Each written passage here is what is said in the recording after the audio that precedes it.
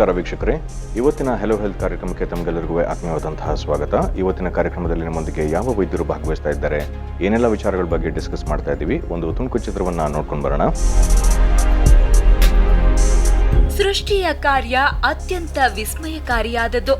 ಹುಟ್ಟು ಸಾವು ಮಾನವ ಬದುಕಿನ ಅವಿಭಾಜ್ಯ ಅಂಗವಾದರೂ ಹುಟ್ಟಿನಲ್ಲಿ ಇರುವ ಸಂಭ್ರಮ ಸಡಗರಗಳು, ಕಾತುರ ನಿರೀಕ್ಷೆಗಳು, ಪರೀಕ್ಷೆಗಳು, ಭಾವೋನ್ಮಾದಗಳು, ದುಮ್ಮಾನ ಸಮ್ಮಾನಗಳು ಜೀವಿತದ ಇನ್ಯಾವ ವಿಷಯದಲ್ಲಿಯೂ ಇರುವುದಿಲ್ಲ. ಅದಕ್ಕಾಗಿ ಗರ್ಭಾವಸ್ಥೆ, ಗರ್ಭಧಾರಣೆ, ಹೆರಿಗೆಗಳಿಗೆ ಹೆಚ್ಚು ಮಹತ್ವವಿರೋದು. ಪ್ರಸವ ಅಥವಾ ಹೆರಿಗೆ ಮಗುವಿನ ಪಾಲಿಗೆ ಹುಟ್ಟು, ತಾಯಿಯ ಪಾಲಿಗೆ ಮರುಹುಟ್ಟು. ಅಲ್ಲದೆ ತಾಯಿಗಾಗಲಿ ಮಗುವಿಗಾಗಲಿ ಪ್ರಸವದ ಘಳಿಗೆ ಅಮೃತ ಘಳಿಗೆಯೂ ಆಗಬಹುದು ಅಥವಾ ಮೃತ ಘಳಿಗೆಯೂ ಆಗಬಹುದು. ಅದು ಅಮೃತ ಘಳಿಗೆಯೇ ಆಗಬೇಕೆಂದರೆ ಹೆಣ್ಣು ಗರ್ಭಾವಸ್ಥೆಯಲ್ಲಿ ಇರುವಾಗಲೇ ಅತಿ ಜಾಗರೂಕರಾಗಿರಬೇಕು. ಏಕೆಂದರೆ ಗರ್ಭಿಣಿ ಸ್ತ್ರೀಯರಿಗೆ ಅನೇಕ ಸಮಸ್ಯೆಗಳು ಕಾಣಿಸಿಕೊಂಡು ಸಾಮಾನ್ಯವಾಗಿ ಆಗಬಹುದಾದ ಹೆರಿಗೆ ಸಂಕೀರ್ಣ ಹೆರಿಗೆ ಅಂದ್ರೆ ಹೈ ರಿಸ್ಕ್ ಪ್ರೆಗ್ನೆನ್ಸಿ ಆಗುವ ಸಾಧ್ಯತೆ ಇದೆ. ಹಾಗಾಗಿ ತಾಯಿಯ ಜೀವಕ್ಕೆ ಮತ್ತು ಮಗುವಿನ ಜೀವಕ್ಕೆ ಹಾನಿಯಾಗುವ ಸಂದರ್ಭ ಹೆಚ್ಚು. ಈ ಹೈ ರಿಸ್ಕ್ ಆಗಲು ಕೆಲವು ಕಾರಣಗಳಿವೆ. ಅವೆಂದರೆ ಇಂಡ್ಯೂಸ್ಡ್ ಹೈಪರ್ ಟೆನ್ಷನ್ ಅಂದ್ರೆ ಗರ್ಭಿಣಿಯರಲ್ಲಿ ಅಧಿಕ ರಕ್ತದ ಒತ್ತಡ ಕಂಡುಬರೋದು, ಅನಿಮಿಯಾ ಅಂದ್ರೆ ಗರ್ಭಿಣಿಯರಲ್ಲಿ ಪೋಷಕಾಂಶದ ಕೊರತೆ ಕಂಡುಬರೋದು, ಗೆಸ್ಟೇಷನಲ್ ಡಯಾಬಿಟಿಸ್ ಅಂದ್ರೆ ಸಕ್ಕರೆ ಕಾಯಿಲೆ ಕಂಡುಬರೋದು ಮುಂತಾದವು. ಹೈ ರಿಸ್ಕ್ ಪ್ರೆಗ್ನೆನ್ಸಿಯ ಸಮಸ್ಯೆಗಳು ಎದುರಾದಾಗ ಗರ್ಭಿಣಿಯರು ಎಚ್ಚೆತ್ತುಕೊಂಡು ಒಳ್ಳೆಯ ಆಸ್ಪತ್ರೆಯಲ್ಲಿ ಚಿಕಿತ್ಸೆ ಪಡೆಯಬೇಕು. ಹೈ ರಿಸ್ಕ್ ಪ್ರೆಗ್ನೆನ್ಸಿಗಳಿಗೆ ಉತ್ತಮ ಚಿಕಿತ್ಸೆ ನೀಡುವ ಮತ್ತು ಅದನ್ನ ಸಮರ್ಥವಾಗಿ ನಿಭಾಯಿಸುವಲ್ಲಿ ಬೆಂಗಳೂರಿನ ಜಯನಗರದ 5ನೇ ಬ್ಲಾಕ್ನಲ್ಲಿರುವ ಅಪೋಲೋ ಕ್ರೆಡಲ್ ಹೆಸರಾಂತ ಆಸ್ಪತ್ರೆಯಾಗಿದೆ. ಅಲ್ಲದೆ ಇಲ್ಲಿ ಫರ್ಟಿಲಿಟಿ ಸರ್ವಿಸಸ್ ಕೂಡ ಲಭ್ಯವಿದೆ.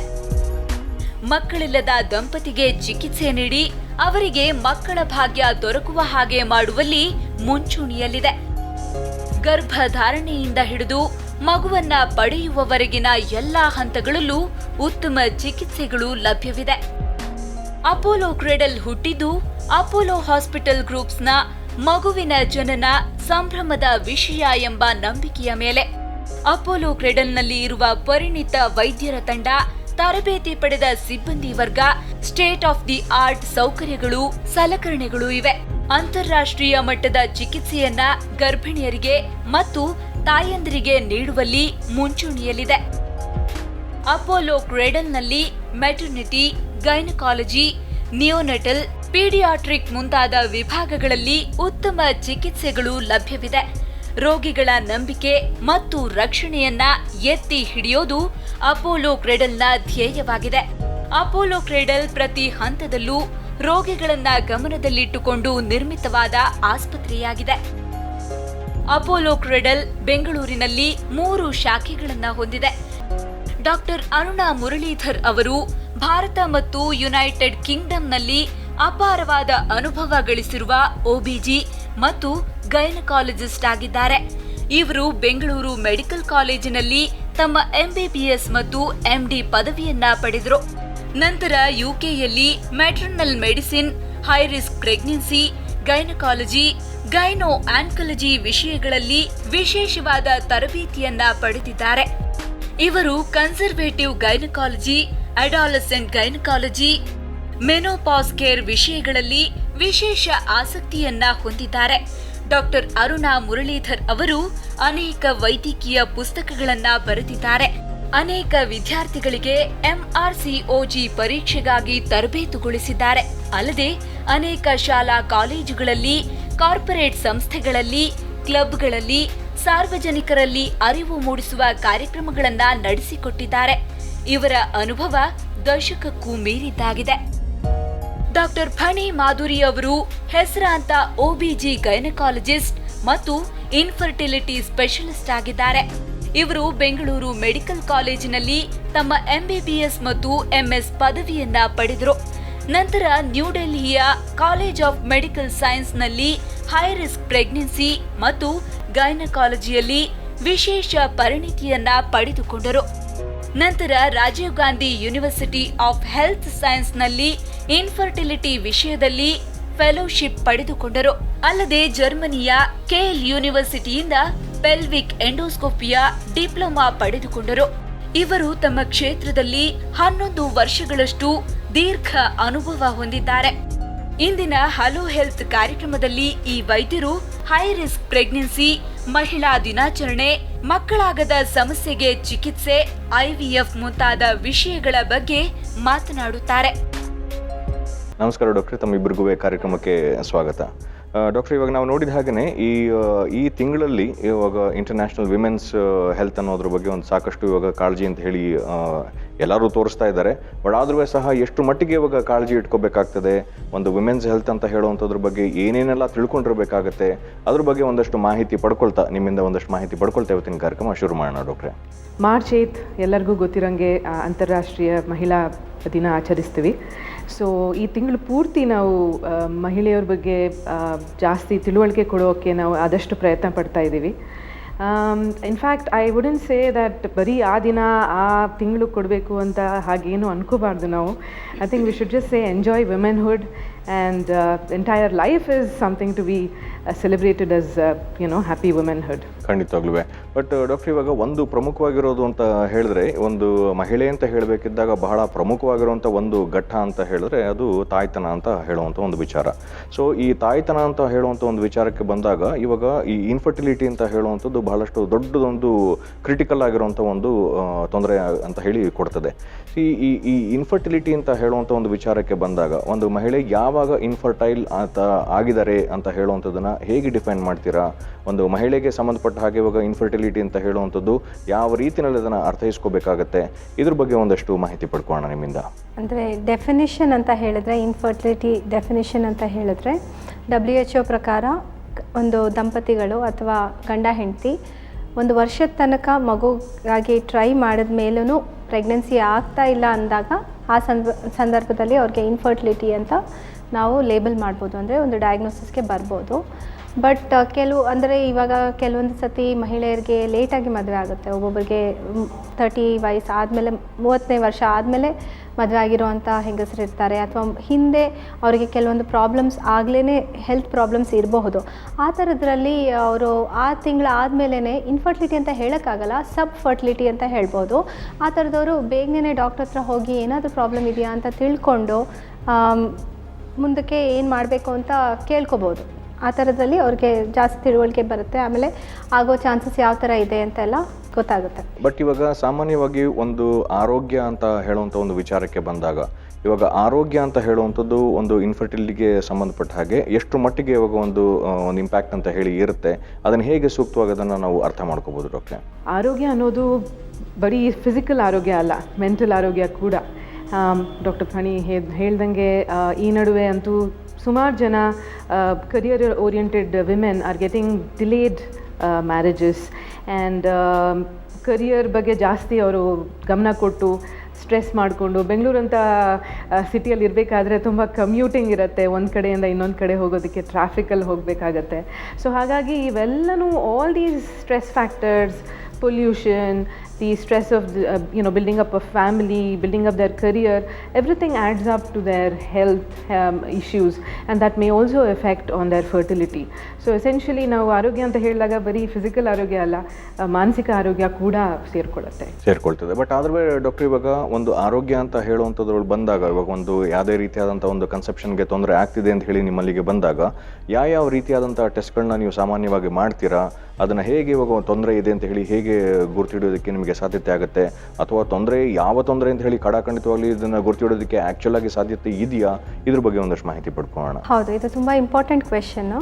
ಆ್ಯಕ್ಚುಲಿ ಹೆಂಗಸರಿಗೆ ಜಾಸ್ತಿ ಇದ್ರ ಬಗ್ಗೆ ಚಿಂತೆ ಇರುತ್ತೆ. ನಾನು ಕರೆಕ್ಟಾಗಿದ್ದೀನಾ, ನನ್ನಿಂದ ಮಗು ಆಗ್ತಾ ಇಲ್ವಾ, ಯಾಕೆ ಮಗು ಆಗ್ತಾ ಇಲ್ಲ, ಈ ಥರದ್ದೆಲ್ಲ ತುಂಬ ಡೌಟ್ಸ್ ನಾರ್ಮಲ್ ದಂಪತಿಗಳಲ್ಲಿ ಇರುತ್ತೆ. ಗಂಡಸರಿಗಿಂತಲೂ ಜಾಸ್ತಿ ಅದು ಹೆಂಗಸರಲ್ಲಿ ಜಾಸ್ತಿ ಅಂತ ನಾವು ನೋಡಿರೋ ಪ್ರಕಾರ ಪ್ರಾಕ್ಟೀಸಲ್ಲಿ ಹೆಂಗಸರಲ್ಲಿ ಜಾಸ್ತಿ ಇರುತ್ತೆ. ಸೊ ಅದು ಇಂಪಾರ್ಟೆಂಟ್ ಆಲ್ಸೋ. ಏನಾಗುತ್ತೆ ಅಂದರೆ ಹೆಲ್ತ್ ಅಂತ ಕೇಳಿದ್ರೆ ನೀವು, ಹೆಲ್ತ್ ತುಂಬ ಇಂಪಾರ್ಟೆಂಟು. ಯಾಕಂದರೆ ನಾರ್ಮಲ್ ಹೆಲ್ತ್ ಅನ್ನೋದನ್ನು ನೀವು ಕರೆಕ್ಟಾಗಿ ಡಿಫೈನ್ ಮಾಡೋಕ್ಕಾಗಲ್ಲ ಸುಮಾರು ಸತಿ. ಸೊ ಮಗು ಆಗೋದಕ್ಕೆ ಹೆಲ್ತ್ ಅಂದರೆ ನಾವು ಗ್ರಾಸ್ ಫ್ಯಾಕ್ಟರ್ಸ್ ಅಂದರೆ ಈಗ ಒಂದು ಮಗು ಪ್ರೆಗ್ನೆನ್ಸಿ ಆಗಲಿಕ್ಕೆ ಹೆಂಗಸಲ್ಲಿ ಮೊಟ್ಟೆ ಅನ್ನೋದು ಉತ್ಪತ್ತಿ ಆಗ್ತಾ ಇರಬೇಕು. ಆ ಮೊಟ್ಟೆ ಕ್ವಾಲಿಟಿ ಚೆನ್ನಾಗಿರಬೇಕು ಒಂದು ಒಳ್ಳೆ ಭ್ರೂಣ ಆಗೋದಕ್ಕೆ. ಗರ್ಭಕೋಶ ಇರಬೇಕು. ಬೇಸಿಕಲಿ ಗರ್ಭಕೋಶ ಇಲ್ದಿರೋ ಅಂಥ ಹೆಂಗಸರೂ ಇದ್ದಾರೆ, ಅದಕ್ಕೆ ನಾನು ಹೇಳ್ತಾ ಇರೋದು ಗರ್ಭಕೋಶ ಇರಬೇಕು ಬಾಡಿಯಲ್ಲಿ.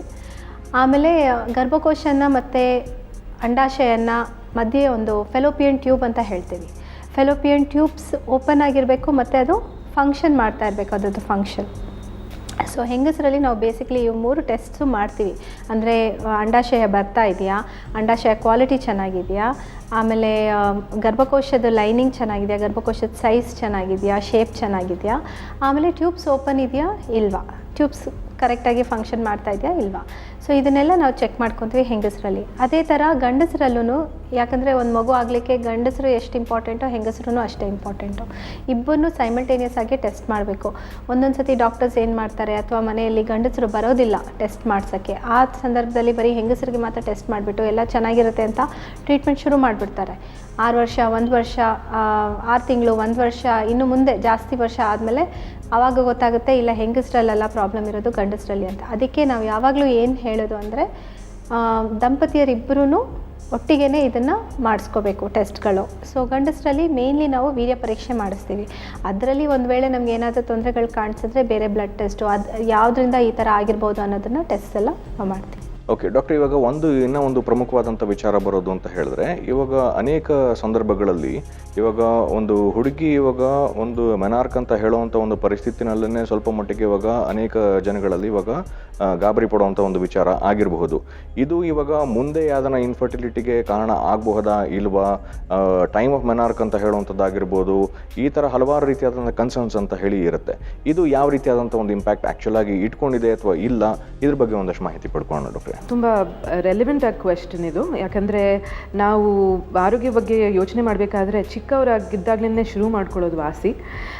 ತುಂಬ ಜನ ಮಕ್ಕಳು ಸ್ಕೂಲ್ಸ್ ಜಸ್ಟ್ ಹೈಸ್ಕೂಲ್ಗೆ ಬಂದ ತಕ್ಷಣ ಅರ್ಲಿ ಮೆನಾರ್ಕಿ ಆಗ್ತಾಯಿದೆ ಈ ನಡುವೆ. ಮಾಮೂಲಿಯಾಗಿ 11, 12, 13 ವರ್ಷಕ್ಕೆ ಆಗಬೇಕಾಗಿರೋದು ಇವಾಗ 8, 9 ವರ್ಷದಲ್ಲೇ ಮೆನಾರ್ಕಿ ಆಗ್ತಾಯಿದೆ, ಪೀರಿಯಡ್ ಶುರು ಆಗ್ತಾಯಿದೆ. ಅದೊಂದೇ ಅಲ್ಲ, there may be also a delayed menarche where we even in spite of her being 16 years plus, she may not have achieved her first period. So ಎರಡು ರೀತಿ ಕಾರಣಕ್ಕೂ there are some implications on her fertility, future fertility. ಹಾಗೆಯೇ ಈ ನಡುವೆ menarche ಆದ ನಂತರ irregularity ತುಂಬ ಕಂಡುಬರ್ತಾ ಇದೆ. ಹಾಗಂದರೆ what I mean to say periods ತಿಂಗಳಿಗೆ ಆಗೋ ಬದಲು 3 ತಿಂಗಳಿಗೊಂದ್ಸತಿ, 5 ತಿಂಗಳಿಗೊಂದ್ಸತಿ, ಕೆಲವು ಸತಿ 6 ತಿಂಗಳು ಅಥವಾ ಆಗದೇ ಇರೋದು, ಇವೆಲ್ಲನೂ ಕಂಡು ಬರ್ತಾ ಇದೆ. That is necessarily because of it's a hormonal imbalance which causes anovulation. ಅಂದರೆ ಈ ಮೊಟ್ಟೆ ರಿಲೀಸ್ ಆದ ನಂತರ 14 ದಿನ ಅಥವಾ 2 ವಾರಕ್ಕೆ ಅವ್ರಿಗೆ ಪೀರಿಯಡ್ ಬರೋದು ನಾರ್ಮಲ್ ಫಿಸಿಯಾಲಜಿ. ಅದಕ್ಕೆ ಹೆಚ್ಚು ಕಮ್ಮಿ ಆದರೆ ಎಗ್ ರಿಲೀಸ್ ಆಗದೇ ಇರುವಾಗ ಈ ಥರ ಡಿಲೇಡ್ ಪೀರಿಯಡ್ಸ್ ಆಗೋದು, ಇರೆಗ್ಯುಲಾರಿಟಿ ಆಗೋದು ಆಗುತ್ತೆ. One of the common such problems is the polycystic ovarian syndrome ಅಥವಾ PCOS ಅಂತ ಹೇಳ್ತೀವಿ, ಅದು ಶಾರ್ಟ್ ಫಾರ್ಮು. ಅದ್ರ ಬಗ್ಗೆ ತುಂಬಾ ಸಾಕಷ್ಟು ಮಿತ್ಸ್ ಇದೆ, ತುಂಬಾ ಮೂಢನಂಬಿಕೆಗಳಿದೆ. That is something that we have to try and look into also. Polycystic ovaries ಅಂದರೆ ಏನೋ ಕಾಯಿಲೆ ಅಂತ ತಿಳ್ಕೊಬಾರ್ದು ಖಂಡಿತವಾಗ್ಲೂ. ಸ್ಕ್ಯಾನಲ್ಲಿ ಪಾಲಿಸಿಸ್ಟಿಕ್ ಓವರೀಸ್ ಕಂಡ ತಕ್ಷಣ, ಅಂದರೆ ಪಾಲಿಸಿಸ್ಟಿಕ್ ಓವರೀಸ್ ಅಂದರೆ ಏನಿಲ್ಲ, ಮಾಮೂಲಿ ಅಂಡಾಶ್ರಯ ಕಾಣಿಸ್ಬೇಕಾಗಿರೋದ್ರಲ್ಲಿ ಕೊನೆಯಲ್ಲಿ ಚಿಕ್ಕದಾಗಿ ಗುಳ್ಳೆ ಕಾಣಿಸುತ್ತೆ ಸ್ಕ್ಯಾನಲ್ಲಿ. ಅದು ಪರ್ಲ್ ನೆಕ್ರೆಸ್, ಮುತ್ತಿನ ಹಾರ ಥರ ಚಿಕ್ಕ ಗುಳ್ಳೆ ಕಾಣಿಸಿದ್ರೆ ಪಾಲಿಸಿಸ್ಟಿಕ್ ಒವೇರಿಯನ್ ಅಪಿಯರೆನ್ಸ್ ಅಂತ ಹೇಳ್ತೀವಿ. ಬಟ್ ಅದು ಇದ್ದ ತಕ್ಷಣ ಪಾಲಿಸಿಸ್ಟಿಕ್ ಒವೇರಿಯನ್ ಸಿಂಡ್ರೋಮ್ ಇದೆ ಇವಳಿಗೆ ಅಂತ ಹೇಳಿ ಲೇಬಲ್ ಮಾಡೋದು ತುಂಬ ಹಾನಿಕರ. ಯಾಕಂದರೆ ಪಾಪ ಅವ್ರಿಗೆ ನನಗೇನೋ ಕಾಯಿಲೆ ಬಂದುಬಿಟ್ಟಿದೆ ಅನ್ನೋ ಥರ ಒಂಥರ ಭಯ ಆಗುತ್ತೆ ಮಕ್ಕಳಿಗೆ. ಸೊ ಆ ಸ್ಟೇಜಲ್ಲಿ, ಆ ಎಳೆ ವಯಸ್ಸಲ್ಲಿ ನಾವು ಇನ್ನೂ ಸಾಕಷ್ಟು ಅವ್ರಿಗೆ ಕೌನ್ಸಿಲ್ ಮಾಡಿ, this is not a major problem, of course there are some implications on your health, but this is something that we can deal with at this early stage ಇಟ್ ಸೆಲ್ಫ್ ಅನ್ನೋದು ಅವ್ರಿಗೆ ಹೇಳೋದು ತುಂಬ ಮುಖ್ಯ. ಈ ಪಾಲಿಸಿಸ್ಟಿಕ್ ಒವೇರಿಯನ್ ಸಿಂಡ್ರೋಮಿಂದ ಫ್ಯೂಚರಲ್ಲಿ ಬಿಕಾಸ್ ಮೊಟ್ಟೆ ರಿಲೀಸ್ ಆಗದೇ ಇರೋ ಕಾರಣಕ್ಕೆ ಮಕ್ಕಳಾಗೋದು ಪ್ರಾಬ್ಲಮ್ ಆಗಬಹುದು. But it is not the end of anything. There are treatments for everything available. Okay, but ಇವಾಗ ಇಂಥದ್ದಕ್ಕೆ ಇವಾಗ ಗುರುತು ಹಿಡಿದು ಕೂಡಲೇ ಅದಕ್ಕೆ ಇವಾಗ ಟ್ರೀಟ್ಮೆಂಟ್ ಅಂತ ಹೇಳಿ ಅದನ್ನು ಶುರು ಮಾಡಬೇಕಾಗುತ್ತೋ ಅಥವಾ ಒಂದಷ್ಟು ದಿನ ವೆಯ್ಟ್ ಮಾಡಬೇಕಾಗುತ್ತೋ? ಕೆಲವೊಂದು ಬಾರಿ ಇವಾಗ ನಾವು ತಿಳಿದಿರೋ ಮಟ್ಟಿಗೆ ಇವಾಗ ಈ ಥರದೊಂದು ಇನಿಷಿಯಲ್ ಪೀರಿಯಡಲ್ಲಿ ಸ್ವಲ್ಪ ಇರೆಗ್ಯುಲಾರಿಟೀಸ್ ಇದ್ದೇ ಇರ್ತದೆ. ಸೊ ಹಾಗಾಗಿ ವೆಯ್ಟ್ ಮಾಡೋಣ ಅಂತ ಹೇಳುವಂಥ ಒಂದು ಪ್ರಕ್ರಿಯೆ ಇರುತ್ತೆ. ಸೊ ಹಾಗಾಗಿ ಎಲ್ಲಿ ತನಕ ವೆಯ್ಟ್ ಮಾಡಬೇಕು ಅಂತ ಹೇಳುವಂಥ ಇದನ್ನ ಒಂದು ಪ್ರಶ್ನೆ ಆಗಿರ್ತದೆ. ಇದ್ರ ಬಗ್ಗೆ ಒಂದಷ್ಟು ಮಾಹಿತಿ ಪಡ್ಕೊಂಡು. ಖಂಡಿತ, ಎಸ್. ಎಸ್ಪೆಷಲಿ ಮಕ್ಕಳಿಗಿಂತನೂ ಪೇರೆಂಟ್ಸ್ಗಿನ್ನೂ ಸಾಕಷ್ಟು ಆಂಗ್ಸೈಟಿ ಇರುತ್ತೆ. ನನ್ನ ಮಗು ಫಸ್ಟ್ ಪೀರಿಯಡ್ ಆಗಿದೆ, ಆಮೇಲೆ ಮತ್ತೆ ಎರಡನೇ ಪೀರಿಯಡ್ ಆಗೋದು, ರೆಗ್ಯುಲರ್ ಆಗಿ ಬರ್ತಾ ಇಲ್ಲ ಅಂತ ಅನ್ನೋದು it is very natural worry or anxiety that the parents would have. But ಇದಕ್ಕೆ ಏನು ಅಂದರೆ, ನಾವು ಜನರಲಿ ಮೆನಾರ್ಕಿ ಟೈಮಲ್ಲಿ ಇರೆಗ್ಯುಲಾರಿಟೀಸ್ ಇರೋದು, ಆ್ಯಸ್ ಯು ನೋ, ಬಿಕಾಸ್ ಎಳೆ ಸಿಸ್ಟಮ್ ಇದ್ದಾಗ it needs to mature a little bit.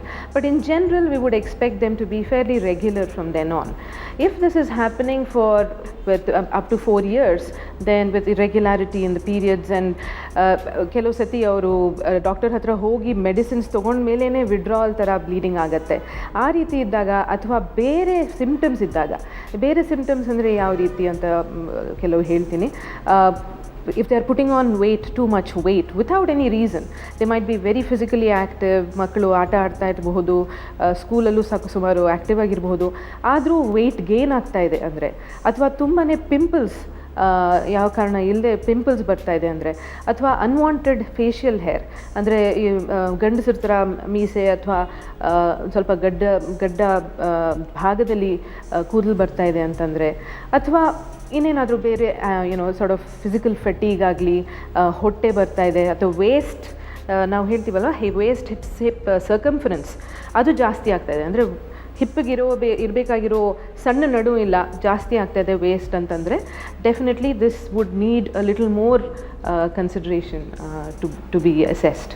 Doctor, ಇವಾಗ ನಿಮಗೆ ಅನೇಕ ರೀತಿಯಾದಂಥ ಕಾರಣಗಳ ಜೊತೆಗೆ ಈ ಹಾರ್ಮೋನಲ್ ತೊಂದರೆಗಳು ಅಂತ ಹೇಳುವಂಥದ್ದನ್ನು ಇವಾಗ ತಿಳಿಸ್ಕೊಟ್ರಿ ಇವಾಗ. ಬಟ್ ಆ ಹಾರ್ಮೋನ್ ಅಂತ ಹೇಳಿದ್ರೆ ಯಾವ ರೀತಿಯಾದಂಥ ಹಾರ್ಮೋನು, ಅದಕ್ಕೆ ಇವಾಗ ಪ್ರತಿಯೊಂದನ್ನು ಅದನ್ನು ಟೆಸ್ಟ್ ಮಾಡೋವಂಥ ಒಂದು ಅಗತ್ಯ ಇರುತ್ತಾ? ಅದರೊಳಗೆ ಏರುಪೇರು ಅಂತ ಹೇಳುವಂಥದ್ದು ಅದು ಯಾವ ವಯಸ್ಸಿಗೆ ತಕ್ಕಂತೆ ಅದು ನೀವು ಫಿಕ್ಸ್ ಮಾಡಿಕೊಡ್ತೀರಾ? ಅದನ್ನು ಯಾವ ರೀತಿಯಲ್ಲಿ ಅದನ್ನು ಸೂಕ್ತವಾಗಿ ಅರ್ಥ ಮಾಡ್ಕೋಬೋದು? ಸ್ವಲ್ಪ ಮಟ್ಟಿಗೆ ವೇರಿಯೇಷನ್ ಅಂತಿದೆ ಅಂತ ಹೇಳಿದ್ರೆ ಇತ್ತೀಚಿನ ಕಾಲದಲ್ಲಿ ಸ್ವಲ್ಪ ಮಟ್ಟಿಗೆ ಹೆಚ್ಚಿನ ಒಂದು ಅವೇರ್ನೆಸ್ ಅಂತ ಹೇಳಿ ಕ್ರಿಯೇಟ್ ಮಾಡಿರೋದ್ರಿಂದ ಇವಾಗ ಅನೇಕ ಜನಗಳಲ್ಲಿ ನಾವು ನೋಡೋದು ಅಂತ ಹೇಳಿದ್ರೆ ತಾವೇ ಖುದ್ದಾಗಿ ಹೋಗಿ ಇವಾಗ ಎಲ್ಲ ರೀತಿಯಾದಂಥ ಟೆಸ್ಟ್ಗಳನ್ನ ಮಾಡಿಸ್ಕೊಂಡು ಅದರಿಂದ ಗಾಬರಿ ಪಡುವಂಥದ್ದನ್ನು ನೋಡಿದ್ದೀವಿ. ಸೊ ಹಾಗಾಗಿ ಇದರ ಒಂದು ಅನ್ವಯ ಅಂತ ಹೇಳುವಂಥದ್ದು ಯಾರಿಗೆ ಯಾವ ಹಂತದಲ್ಲಿ ಅನ್ವಯ ಆಗುತ್ತೆ, ಇದ್ರ ಬಗ್ಗೆ ಎಲ್ಲ ಒಂದಷ್ಟು ಮಾಹಿತಿ ಪಡ್ಕೊಳ್ಳೋಣ ಡಾಕ್ಟ್ರೆ. ಇದು ತುಂಬ ಇಂಪಾರ್ಟೆಂಟ್. ಆ್ಯಕ್ಚುಲಿ ಇವ್ರು ಹೇಳಿದಾಗೆ ಇವಾಗ ಎಲ್ಲರೂ ಟೆಸ್ಟ್ ಅವರು ತಮ್ಮಷ್ಟಕ್ಕೆ ತಾವೇ ಟೆಸ್ಟ್ಗಳು ಕೊಟ್ಬಿಟ್ಟು ರಿಪೋರ್ಟ್ಸ್ ನೋಡಿಕೊಂಡು ಅದನ್ನು ಬೇರೆ ಥರ ಅರ್ಥ ಮಾಡಿಕೊಂಡು ಗಾಬರಿ ಪಟ್ಟಿರೋ ಅಂಥ ಪೇಷಂಟ್ಸ್ ತುಂಬ ಕಾಮನ್ ಆಗಿ ಬರ್ತಾರೆ ನಮ್ಮ ಹತ್ರ. ಸೊ ಹಾರ್ಮೋನ್ ಅನಾಲಿಸಿಸ್ ಅನ್ನೋದು ಅಗತ್ಯನ ಅಂದರೆ ಎಲ್ಲರಿಗೂ ಅಗತ್ಯನೇ ಅಂತ ಹೇಳೋದಕ್ಕೆ ಆಗೋದಿಲ್ಲ. ಕೆಲವೊಂದು ಸತಿ ನಮ್ಮ ಹತ್ರ ತುಂಬ ಚಿಕ್ಕ ವಯಸ್ಸಿನ ಹುಡುಗಿರು ಅಂದರೆ 20 25 ಇಲ್ಲ 30 ವರ್ಷದ ಒಳಗಡೆನೇ ಬಂದಿರ್ತಾರೆ. ಆ್ಯಂಡ್ ನಾವು ಅವ್ರ ಬಗ್ಗೆ ಕೇಳಿದಾಗ ಎಲ್ಲ ನಾರ್ಮಲ್ ಆಗಿರುತ್ತೆ, ಅವ್ರಿಗೇನು ಮೊದಲು ಏನು ಇನ್ಫೆಕ್ಷನ್ಸ್ ಇರೋದಿಲ್ಲ, ಆಮೇಲೆ ಪೀರಿಯಡ್ಸ್ ರೆಗ್ಯುಲರ್ ಆಗಿ ಬರುತ್ತೆ, ಬೇರೆ ನೋಡೋದ್ರಲ್ಲೂ ಏನು ಅಬ್ನಾರ್ಮ್ಯಾಲಿಟೀಸ್ ಅಂದರೆ ಫಿಸಿಕಲ್ ಎಕ್ಸಾಮಿನೇಷನ್ ಅಂತೀವಿ ಅದರಲ್ಲಿ ಎಲ್ಲ ನಾರ್ಮಲ್ ಆಗಿರುತ್ತೆ. ಈ ಥರದವ್ರಿಗೆ ಇಮಿಡಿಯೇಟಾಗಿ ಹಾರ್ಮೋನ್ಸ್ ಎಲ್ಲ ಮಾಡಿಸ್ಬೇಕಾಗುತ್ತೆ, ಯಾಕಂದರೆ cost is also an important factor. ಈ ಟೆಸ್ಟ್ಗಳಿಗೆಲ್ಲ ತುಂಬ ಖರ್ಚಾಗುತ್ತೆ. ಸೊ ಎಲ್ಲರಿಗೂ ಅಗತ್ಯನ ಅಂದರೆ ಒಂದು ಹಂತದ ತನಕ ತಳ್ಬೋದು. ಅಂದರೆ ನೋಡಿದಾಗ ಒಂದು ಕಪಲ್ನ ನಮಗೆ ಐಡಿಯಾ ಬರುತ್ತೆ, ಮೋಸ್ಟ್ ಪ್ರಾಬಬ್ಲಿ ಇದರಲ್ಲಿ ಏನು ಮೇಜರ್ ಪ್ರಾಬ್ಲಮ್ ಇರಲಿಕ್ಕಿಲ್ಲ, ಸಮ್ ಮೈನರ್ ಪ್ರಾಬ್ಲಮ್ಸ್ ಇರ್ಬೋದು. ಆ ಥರದವ್ರಿಗೆ ನಾವು ಒಂದೊಂದು ಸತಿ ಏನು ಹಾರ್ಮೋನ್ಸ್ ಟೆಸ್ಟ್ ಇಲ್ಲದೇ, ಯಾಕಂದರೆ ನಾವು ಸ್ಕ್ಯಾನ್ಸ್ ಮಾಡಬೇಕಾಗುತ್ತೆ ಏನೇ ಟ್ರೀಟ್ಮೆಂಟ್ ಕೊಟ್ಟರು. ಅಲ್ಟ್ರಾಸೌಂಡ್ ಸ್ಕ್ಯಾನ್ ಅಂತ ಹೇಳ್ತೀವಿ. ಸ್ಕ್ಯಾನಲ್ಲಿ ಮೊಟ್ಟೆ ಕ್ವಾಲಿಟಿ ಗೊತ್ತಾಗೋದಿಲ್ಲ, ಬಟ್ ಮೊಟ್ಟೆ ನಂಬರು ಮತ್ತು ಅದರದ್ದು ಪಟ್ಟಂಗೆ ಕ್ವಾಲಿಟಿ ಯಾವ ಥರ ಇರ್ಬೋದು ಅನ್ನೋದು ಒಂದು ಮಟ್ಟಕ್ಕೆ ಗೊತ್ತಾಗುತ್ತೆ. ಸೊ ಆ ಥರ ಅನಾಲಿಸಿಸ್ ಮಾಡಿಕೊಂಡು ಒಂದು 3 ತಿಂಗಳು 6 ತಿಂಗಳು ಟ್ರೀಟ್ಮೆಂಟ್ ಕೊಡ್ಬೋದು. ಆವಾಗ ನಮಗೆ ತುಂಬ ಅದ್ರ ಬಗ್ಗೆ ಇನ್ಫಾರ್ಮೇಷನ್ ಗೊತ್ತಾಗುತ್ತೆ, ಯಾವ ಥರ ಮೊಟ್ಟೆ ಬರ್ತಾ ಇದೆ, ಎಷ್ಟು ನಂಬರ್ ಇದೆ ಅಂಡಾಶಯದಲ್ಲಿ, ಒಂದು ವೇಳೆ ಏನಾದರೂ ಪ್ರಾಬ್ಲಮ್ ಇದೆಯಾ ಅಂತ. ಸೊ ಒಂದು 3 ತಿಂಗಳು ಟ್ರೈ ಮಾಡಿದ್ಮೇಲೆ ಆಗ್ತಾ ಇಲ್ಲ ಅಂದಾಗ ಹಾರ್ಮೋನ್ ಅನಾಲಿಸಿಸ್ ಮಾಡೋದು ಒಳ್ಳೆಯದು. ಸೊ ಹಾರ್ಮೋನ್ ಅನಾಲಿಸಿಸಲ್ಲಿ ಹೆಂಗಸರಿಗೆ ಮೇಯ್ನಾಗಿ 3 ಹಾರ್ಮೋನ್ ಟೆಸ್ಟ್ ಮಾಡಿಸ್ತೀವಿ. One is FSH follicular stimulating hormone ಅಂತ, ಇನ್ನೊಂದು LH ಅಂತ ಹೇಳ್ತೀವಿ ಲ್ಯೂಟ್ನೈಸಿಂಗ್ ಹಾರ್ಮೋನ್, ಆ್ಯಂಡ್ ಇನ್ನೊಂದು AMH ಅಂತ ಹೇಳ್ತೀವಿ ಆ್ಯಂಟಿ ಮುಲೇರಿಯನ್ ಹಾರ್ಮೋನ್. ಇವು 3 important test usually will reflect the egg quality and the quantity. ಅಂದರೆ ನಂಬರ್ ಆಫ್ ಎಗ್ಸ್ ಯಾವ ಥರ ಇದೆ ಬಾಡಿಯಲ್ಲಿ, ಆ್ಯಂಡ್ ಅದರ ಕ್ವಾಲಿಟಿ. ನಂಬರ್ ಅಂತ ಹೇಳಿದ್ದಕ್ಕೆ ನಾನು ನಿಮಗೆ ಇನ್ನೊಂದು ಇಂಪಾರ್ಟೆಂಟ್ ಮಾಹಿತಿ ಕೊಡಬೇಕು. ಯಾಕಂದರೆ ಗಂಡಸರಲ್ಲಿ ಪ್ರತಿ 3 ತಿಂಗಳಿಗೊಂದು ಸತಿ ವೀರ್ಯಾಣುಗಳು ಉತ್ಪತ್ತಿ ಆಗ್ತಾ ಇರುತ್ತೆ. ಅದೇ ಹೆಂಗಸರಲ್ಲಿ ಆ ಥರ ಉತ್ಪತ್ತಿ ಆಗೋದಿಲ್ಲ. ಎಲ್ಲ ಹೆಂಗಸರು ಹುಟ್ಟಿದಾಗ, ತಾಯಿ ಹೊಟ್ಟೆಯಲ್ಲಿ ಹುಟ್ಟಿದಾಗನೇ ಅವ್ರದ್ದು ಬಾಡಿಯಲ್ಲಿ ಎಷ್ಟು ಮೊಟ್ಟೆ ಇರುತ್ತೆ ಅನ್ನೋದು ಡಿಟರ್ಮಿನ್ ಆಗೋಗಿರುತ್ತೆ. ಹುಟ್ಟಿದಾಗ ಎಷ್ಟು ಮೊಟ್ಟೆ ಇದೆಯೋ ಅದು ವಯಸ್ಸಾಗ್ತಾ ಆಗ್ತಾ ಕ್ಷೀಣಿಸ್ಕೊಂಡು ಹೋಗುತ್ತೆ ಹೊರತು ಜಾಸ್ತಿ ಆಗ್ತಾ ಇರಲ್ಲ. ಒಂದು ಬ್ಯಾಂಕ್ ಅಕೌಂಟಲ್ಲಿ ನಾವು ದುಡ್ಡು ಇಟ್ಟಂಗೆ ಅದನ್ನು ನಾವು ತೆಗಿತಾ ಹೋದರೆ, ಖರ್ಚು ಮಾಡ್ತಾ ಹೋದರೆ ಕಮ್ಮಿನೇ ಆಗುತ್ತೆ ಹೊರತು ಅದು ಜಾಸ್ತಿ ಆಗೋದಿಲ್ಲ. ಅದೇ ಥರ ಮೊಟ್ಟೆ ಪ್ರತಿ ತಿಂಗಳು ಪೀರಿಯಡ್ ಆಗ್ತಾ ಆಗ್ತಾ ಆಗ್ತಾ ಕೆಲವೊಬ್ಬರಿಗೆ ಫಾಸ್ಟಾಗಿ ಮೊಟ್ಟೆ ಖಾಲಿ ಆಗುತ್ತೆ, ಕೆಲವೊಬ್ಬರಿಗೆ ಸ್ಲೋ ಆಗಿ ಖಾಲಿ ಆಗುತ್ತೆ. ಎಲ್ಲರಿಗೂ ಅಪ್ರಾಕ್ಸಿಮೇಟ್ಲಿ 45-50 ವರ್ಷದ ಒಳಗೆ ಎಲ್ಲರಿಗೂ ಖಾಲಿ ಆಗುತ್ತೆ. ಅದನ್ನು ಆವಾಗ ನಾವು ಮೆನೋಪಾಸ್ ಆಗಿದೆ ಅಂತ ಹೇಳ್ತೀವಿ. ಆ ಥರ ಮೊಟ್ಟೆ ನಂಬರು ಮತ್ತು ಕ್ವಾಲಿಟಿ ಯಾವ ಥರ ಇದೆ ಅಂತ ಈ 3 ಟೆಸ್ಟಲ್ಲಿ ಸಾಕಷ್ಟು ಮಟ್ಟಿಗೆ ಗೊತ್ತಾಗುತ್ತೆ. 100% ಅಂತ ಹೇಳಲಿಕ್ಕಾಗಲ್ಲ. ಮತ್ತು ನೀವು ಕೇಳಿದ್ರೆ ತಿಂಗಳು ವೇರಿಯೇಷನ್ಸ್ ಇರ್ಬೋದು. ಹಾರ್ಮೋನ್ ಟೆಸ್ಟಲ್ಲಿ ಹೌದು ತುಂಬ ವೇರಿಯೇಷನ್ಸ್ ಕಂಡು ಬರುತ್ತೆ. ಮೊದಲು ಏನಾದರೂ ಮಾತ್ರೆ ತೊಗೊಂಡಿದ್ರೆ, ಅದೇ ಕಾಂಟ್ರಾಸೆಪ್ಟಿವ್ ಪಿಲ್ಸ್ ತೊಗೊಂಡಿದ್ರೆ, ಅಥವಾ ಬೇರೆ ಏನೇ ಒಂದು ಫಂಕ್ಷನಲ್ ಸಿಸ್ಟ್ ಅಂತ ಹೇಳ್ಬೋದು, ಫಾಲಿಕ್ಯುಲರ್ ಸಿಸ್ಟ್ ಇರ್ಬೋದು ಕೆಲವೊಂದು ಮಂತಲ್ಲಿ. ಆವಾಗ FSH ಹಾರ್ಮೋನು ಕಮ್ಮಿ ಬಂದಿರಬಹುದು, ಬಟ್ ಆ್ಯಕ್ಚುಲಿ ಅದು ಜಾಸ್ತಿ ಇರುತ್ತೆ ಬಾಡಿಯಲ್ಲಿ. ಸೊ ಆ ಥರದ್ದೆಲ್ಲ ವೇರಿಯೇಷನ್ಸ್ ಕಂಡು ಬರುತ್ತೆ. ಈವನ್ AMH ವ್ಯಾಲ್ಯೂ ಅದು ಹೊಸ ಟೆಸ್ಟ್ ಬಂದಿತ್ತು. ಆವಾಗ ಬಂದಾಗ ಎಲ್ಲರೂ ಹೇಳಿದ್ದು ಇದರಲ್ಲಿ ಏನು ವೇರಿಯೇಷನ್ ಕಂಡು ಬರೋದೇ ಇಲ್ಲ, ಯಾವಾಗ ಮಾಡಿದ್ರು. ಈಗ ಮತ್ತೆ ಲೇಟೆಸ್ಟ್ ಸ್ಟಡೀಸ್ ಅದ್ರ ಮೇಲೆ ಬರ್ತಾ ಇರೋದೂ ಇಲ್ಲ, ತುಂಬ ವೇರಿಯೇಷನ್ ಕಂಡು ಬರುತ್ತೆ AMH ಅಲ್ಲೂ. ಅದು ಇದೇ ಅರ್ಲಿ ಪಾರ್ಟಲ್ಲಿ ಮಾಡಿಸೋದೇ ಒಳ್ಳೆಯದು. ಸೊ ಈ ಟೆಸ್ಟ್ಗಳು ನಾವು ಯೂಶ್ವಲಿ ಪೀರಿಯಡ್ 2ನೇ ದಿನ ಅಥವಾ 3ನೇ ದಿನ ಮಾಡೋದಕ್ಕೆ ಇಷ್ಟಪಡ್ತೀವಿ. ಸೊ ಅದು ಮಾಡಿದ್ಮೇಲೆ ನಮಗೆ ಒಂದು ಐಡಿಯಾ ಬರುತ್ತೆ ಯಾವ ಥರ ಅಂತ. ಪ್ಲಸ್ ನಾವು ಸ್ಕ್ಯಾನ್ಸ್ ಮಾಡಬೇಕಾದ್ರೆ ನಾವು ಕೊಡ್ತಾ ಇರೋ ಮೆಡಿಸಿನ್ಸ್, ಇಂಜೆಕ್ಷನ್ಸ್ಗೆ ನಿಮ್ಮದು ರೆಸ್ಪಾನ್ಸ್ ಯಾವ ಥರ ಇದೆ ಅಂತ ನೋಡಿದಾಗ ಸಾಕಷ್ಟು ಮಾಹಿತಿ ಗೊತ್ತಾಗುತ್ತೆ. ಓಕೆ, ಬಟ್ ಡಾಕ್ಟ್ರೆ, ಅದೇ ರೀತಿಯಲ್ಲಿ ಇವಾಗ ಒಂದು ಒಬೇಸಿಟಿ ಅಂತ ಹೇಳುವಂಥದ್ದು ಅದು ಸಾಕಷ್ಟು ರೀತಿಯಲ್ಲಿ ಇವಾಗ ತೊಂದರೆ ಉಂಟು ಮಾಡುತ್ತೆ ಅಂತ ಕೇಳ್ಪಡ್ತೀವಿ. ಬಟ್ ಅದನ್ನು ಇವಾಗ ನೀವು ಅಡಾಲಸೆಂಟ್ ಅಂತ ಹೇಳುವಂಥ ಒಂದು ವಯಸ್ಸಿನಲ್ಲೇ ಇವಾಗ ಈ ಥರದೊಂದು ತೊಂದರೆಗಳು ಶುರುವಾಗ್ತದಾ, ಅಥವಾ ಸ್ವಲ್ಪ ವಯಸ್ಸಿನ ನಂತರ ಇವಾಗ ಅದನ್ನು ತೊಂದರೆ ಅಂತ ಹೇಳಿ ಕಾಣ್ಬೋದಾ? ಇದನ್ನು ಯಾವ ರೀತಿನ ಅರ್ಥ ಮಾಡ್ಕೋಬೋದು ಡಾಕ್ಟ್ರೆ? ಸೊ ನಮ್ಮ ಭಾರತ ದೇಶದಲ್ಲಿ ನಾವೆಲ್ಲ ಅನ್ಫಾರ್ಚುನೇಟ್ಲಿ ತುಂಬಾ ಏನಂತ ಆಸ್ತಿ ಇಟ್ಕೊಂಡು ಬಂದಿದ್ದೀವಿ. ಆಸ್ತಿ ಅಂದರೆ ನಾನು ಹೇಳೋದು, we have a very strong family history of various lifestyle disorders such as diabetes, cholesterol, high cholesterol, heart ಹಾರ್ಟಿಗೆ ಸಂಬಂಧಪಟ್ಟಿರೋದು, cardiovascular problems such as atherosclerosis ಅಂದರೆ ರಕ್ತನಾಳದಲ್ಲಿ ಕೊಲೆಸ್ಟ್ರಾಲ್ ಡೆಪಾಸಿಟ್ ಆಗಿ ಬ್ಲಾಕ್ ಆಗೋದು, ಹಾರ್ಟ್ ಅಟ್ಯಾಕ್ಸು, ಇಂಥದ್ದೆಲ್ಲ. ಸೊ ಇಂಥದ್ದೆಲ್ಲ family history is already strong in the Asian population, especially Indian population. So ಆ ರೀತಿ ಇದ್ದಾಗ ನಾವು ಇನ್ನೂ ಒಂದು ಸ್ವಲ್ಪ ಬೇರೆಯವ್ರಿಗಿಂತನೂ, ಬೇರೆ ದೇಶದವ್ರಿಗಿಂತನೂ ಜಾಸ್ತಿ ನಾವು ಅದಕ್ಕೆ ಇಂಪಾರ್ಟೆನ್ಸ್ ಕೊಡಬೇಕು. ಅದಕ್ಕೆ ತಕ್ಕಾಗಿ ನಾವು ಡಯಟ್ ಆ್ಯಂಡ್ ಎಕ್ಸಸೈಸ್ ಚೇಂಜಸ್ ಮಾಡ್ಕೋಬೇಕು. ನಮ್ಮ ಮಕ್ಕಳು ನಮ್ಮಿಂದನೇ ಕಲ್ತ್ಕೋತಾರೆ. So I think it needs to start from parents to complete basic diet, balanced diet agli, not eating too much of junk food and fats, etc., making it more of a exercise orientated family. So parents ನೋಡಿಕೊಂಡು ಮಕ್ಕಳು ತುಂಬ ಕಲ್ತ್ಕೋತಾರೆ. So ಹಾಗಾಗಿ ಬೆಳಗ್ಗೆ ಪೇರೆಂಟ್ಸೇ ಎದ್ದು 6-6:30 walking ಹೋದರೆ ಮಕ್ಕಳಿಗೆ automatically ಅದು ಒಂದು ಒಳ್ಳೆಯ ಹ್ಯಾಬಿಟ್ ಬರುತ್ತೆ. ನಾವು coming to obesity itself, ಅಡಾಲಸೆನ್ಸಿಂದನೇ ಶುರು ಆಗಿದ್ದು ಈ ನಡುವೆ ಉಂಟು. One is because of hormonal influences, one is also because of the kind of food that they eat. In a way, I think the influence of fast food is very prevalent. Young girls and boys are very attracted to junk food. College hatranu canteen allೂ ಸುಮಾರು food additives ಮತ್ತು ಉಪ್ಪು, ಖಾರ, Spice, fat, cheese ಇಂಥದ್ದೆಲ್ಲ ಸುಮಾರು add ಆಗಿರುತ್ತೆ. We don't know what's going into our food unfortunately. ಆದಷ್ಟು ಮನೆ ಊಟ, ಆದಷ್ಟು ಬ್ಯಾಲೆನ್ಸ್ ಡಯಟ್ ಬಗ್ಗೆ ತಿಳುವಳಿಕೆ ಇವು ಮಕ್ಕಳಿಗೆ ತುಂಬ ತುಂಬ ಮುಖ್ಯ. So now coming to obesity and its implications on women who, women's health. Obesity ಅನ್ನೋದು ಒಂದು ಸಣ್ಣ ಇರಬೇಕು, ದಪ್ಪ ಇರಬೇಕು ಅನ್ನೋದಕ್ಕಿಂತನೂ ವೇಸ್ಟ್ ಹಿಪ್ ಸರ್ಕಂಫರೆನ್ಸ್ ಒಂದು, ಆಮೇಲೆ ಹೊಟ್ಟೆ ಒಳಗೆ ಫ್ಯಾಟ್ ಇರುತ್ತೆ. Indians are called thin fat Indians. Although we look thin, there's a lot of fat inside our abdomen around all the organs, which is the bad fat. So ಹಾಗಾಗಿ ನಾವು ಸಣ್ಣಕ್ಕೆ ಕಾಣಿಸಿದ್ರೂ ಸಹ exercise ಮಾಡಬಾರ್ದು ಅಂತ ಏನಿಲ್ಲ. ಸಣ್ಣಕ್ಕಿದ್ರೂ ಎಕ್ಸಸೈಸ್ ಮಾಡಬೇಕು, ದಪ್ಪ ಇದ್ದರೆ ಇನ್ನೂ ಜಾಸ್ತಿ ಮಾಡಬೇಕಾಗತ್ತೆ. ಸೊ ಹಾಗಾಗಿ obesity has a lot of implications, as I said, atherosclerosis, diabetes, heart attacks etcetera. ಇಂಥದ್ದು ಸಿಚುವೇಷನಲ್ಲಿ ನಮ್ಮ BMI ಅಂತ ಒಂದು ಪ್ಯಾರಾಮೀಟರ್ ನೋಡ್ತೀವಿ, body mass index. that is the ratio of the weight to the height. And essentially that is a very very important parameter. ನಮ್ಮ ದೇಶದಲ್ಲಿ ಎಲ್ಲರಿಗೂ ಸುಮಾರು 19ಇಂದ 23ವರೆಗೂ ನಾರ್ಮಲ್ ರೇಂಜ್ ಅಂತ ಹೇಳ್ಬೋದು. 23 ಮೇಲೆ 25ವರೆಗೂ ಪರವಾಗಿಲ್ಲ. ಬಟ್ ಒನ್ಸ್ BMI ಗೋಸ್ 25 ಮೇಲೆ ಹೋದಾಗ ಒಬೀಸ್ ಅಂತಲೇ ವಿ ಮೈಟ್ ಓವರ್ ವೆಯ್ಟ್ ಅಂತಲೇ ಹೇಳಬೇಕಾಗತ್ತೆ. 27.5 ಮೇಲೆ ಹೋದಾಗ ಒಬಿಸಿಟಿ ಅಂತ ಹೇಳಬೇಕಾಗತ್ತೆ. ಇದು ನಮ್ಮ ದೇಶಕ್ಕೆ ಮತ್ತು ಬೇರೆ ದೇಶಕ್ಕೆ ವ್ಯತ್ಯಾಸಗಳಿದೆ because of this reason of being obese inside the body.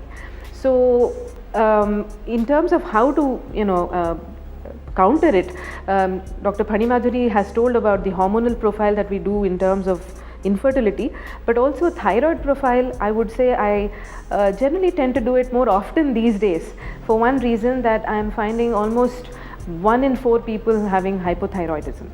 ಅಂದರೆ ಈ ಥೈರಾಯ್ಡ್ ಅನ್ನೋ ಗ್ಲ್ಯಾಂಡಿಂದ ಪ್ರೊಡ್ಯೂಸ್ ಆಗೋ ಥೈರಾಯ್ಡ್ ಹಾರ್ಮೋನು ಬಾಡಿಯಲ್ಲಿ ಕಮ್ಮಿ ಇರುತ್ತೆ. ಆ್ಯಂಡ್ ಇದು ತುಂಬ ತುಂಬ ತುಂಬ essential hormone. It keeps us, ಅದು ನಮ್ಮ ಒಳಗೆ ಬಾಡಿಯಲ್ಲಿ ಸ್ಫೂರ್ತಿ ಕೊಡುವಂಥ ಹಾರ್ಮೋನ್ ಅದು.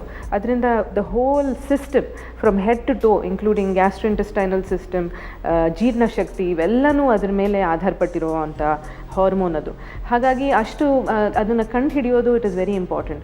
ಹಾಗಾಗಿ ಸ್ಕ್ರೀನಿಂಗ್ ಟೆಸ್ಟ್ ಬರೀ TSH ಒಂದು ಮಾಡಿಕೊಂಡ್ರೆ ಅದು ಎಷ್ಟು ಲೆವೆಲ್ ಇದೆ ಅಂತ ನೋಡಿಕೊಂಡು, ಕಮ್ಮಿ ಇದ್ದರೆ ಬೇರೆ ಟೆಸ್ಟ್ ಮಾಡಿಸ್ಕೊಂಡು ಈ ಥೈರಾಯ್ಡ್ ಹಾರ್ಮೋನ್ ಅನ್ನೋ ಎಕ್ಸಾಕ್ಟ್ ಲೆವೆಲ್ ನೋಡಿಕೊಂಡು ಮೆಡಿಕೇಷನ್ ಬೇಕೋ ಬೇಡವೋ ಅಥವಾ ಇನ್ನೊಂದು 3 ತಿಂಗಳು ಬಿಟ್ಟು ಮಾಡಬಹುದಾ ಅಥವಾ ಈ ಥೈರಾಯ್ಡೈಟಿಸಿಂದ ಆ ಥರ ಆಗ್ತಾ ಇದೆಯಾ ಅನ್ನೋದು ನೋಡೋದು ತುಂಬ ತುಂಬ ಮುಖ್ಯ.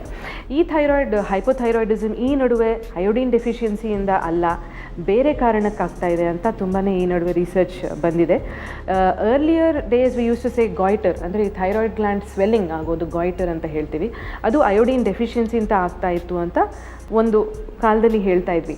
ಬಟ್ ಈ ನಡುವೆ ನಮ್ಮ ಸಾಲ್ಟ್ಸ್ ಎಲ್ಲನೂ ಅಯೋಡಿನ್ ಸಪ್ಲಿಮೆಂಟೇಷನ್, ಅಯೋಡಿನ್ ಆ್ಯಡ್ ಆಗಿರೋ ಅಂಥ ಸಾಲ್ಟ್ಸೇನೆ. ಹಾಗಾಗಿ I don't think it is iodine deficiency now days.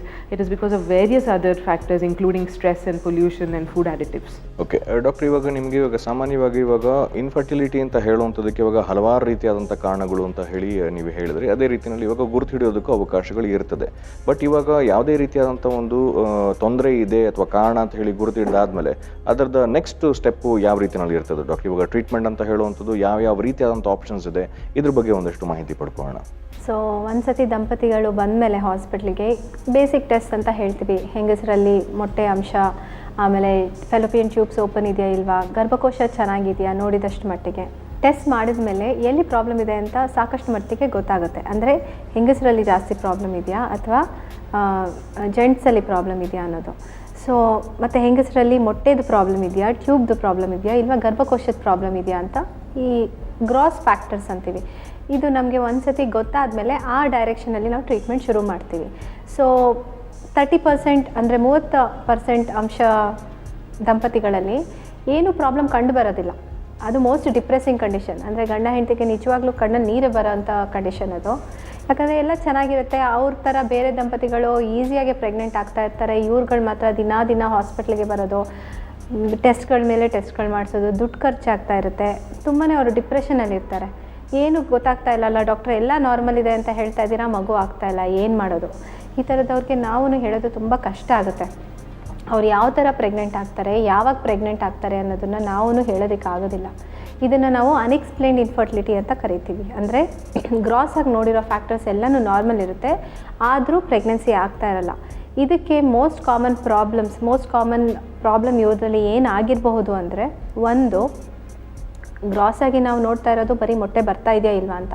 ಮೊಟ್ಟೆ ಕ್ವಾಲಿಟಿ ಯಾವ ಥರ ಇದೆ ಅನ್ನೋದು ನಾವು ಕಂಡುಹಿಡಿಯೋಕ್ಕಾಗಲ್ಲ ಸಿಂಪಲ್ ಟ್ರೀಟ್ಮೆಂಟಲ್ಲಿ ಅಥವಾ ಇಷ್ಟು ವರ್ಷ ಅವ್ರಿಗೆ ಮಗು ಆಗದೆ ಇರೋದ್ರಲ್ಲಿ.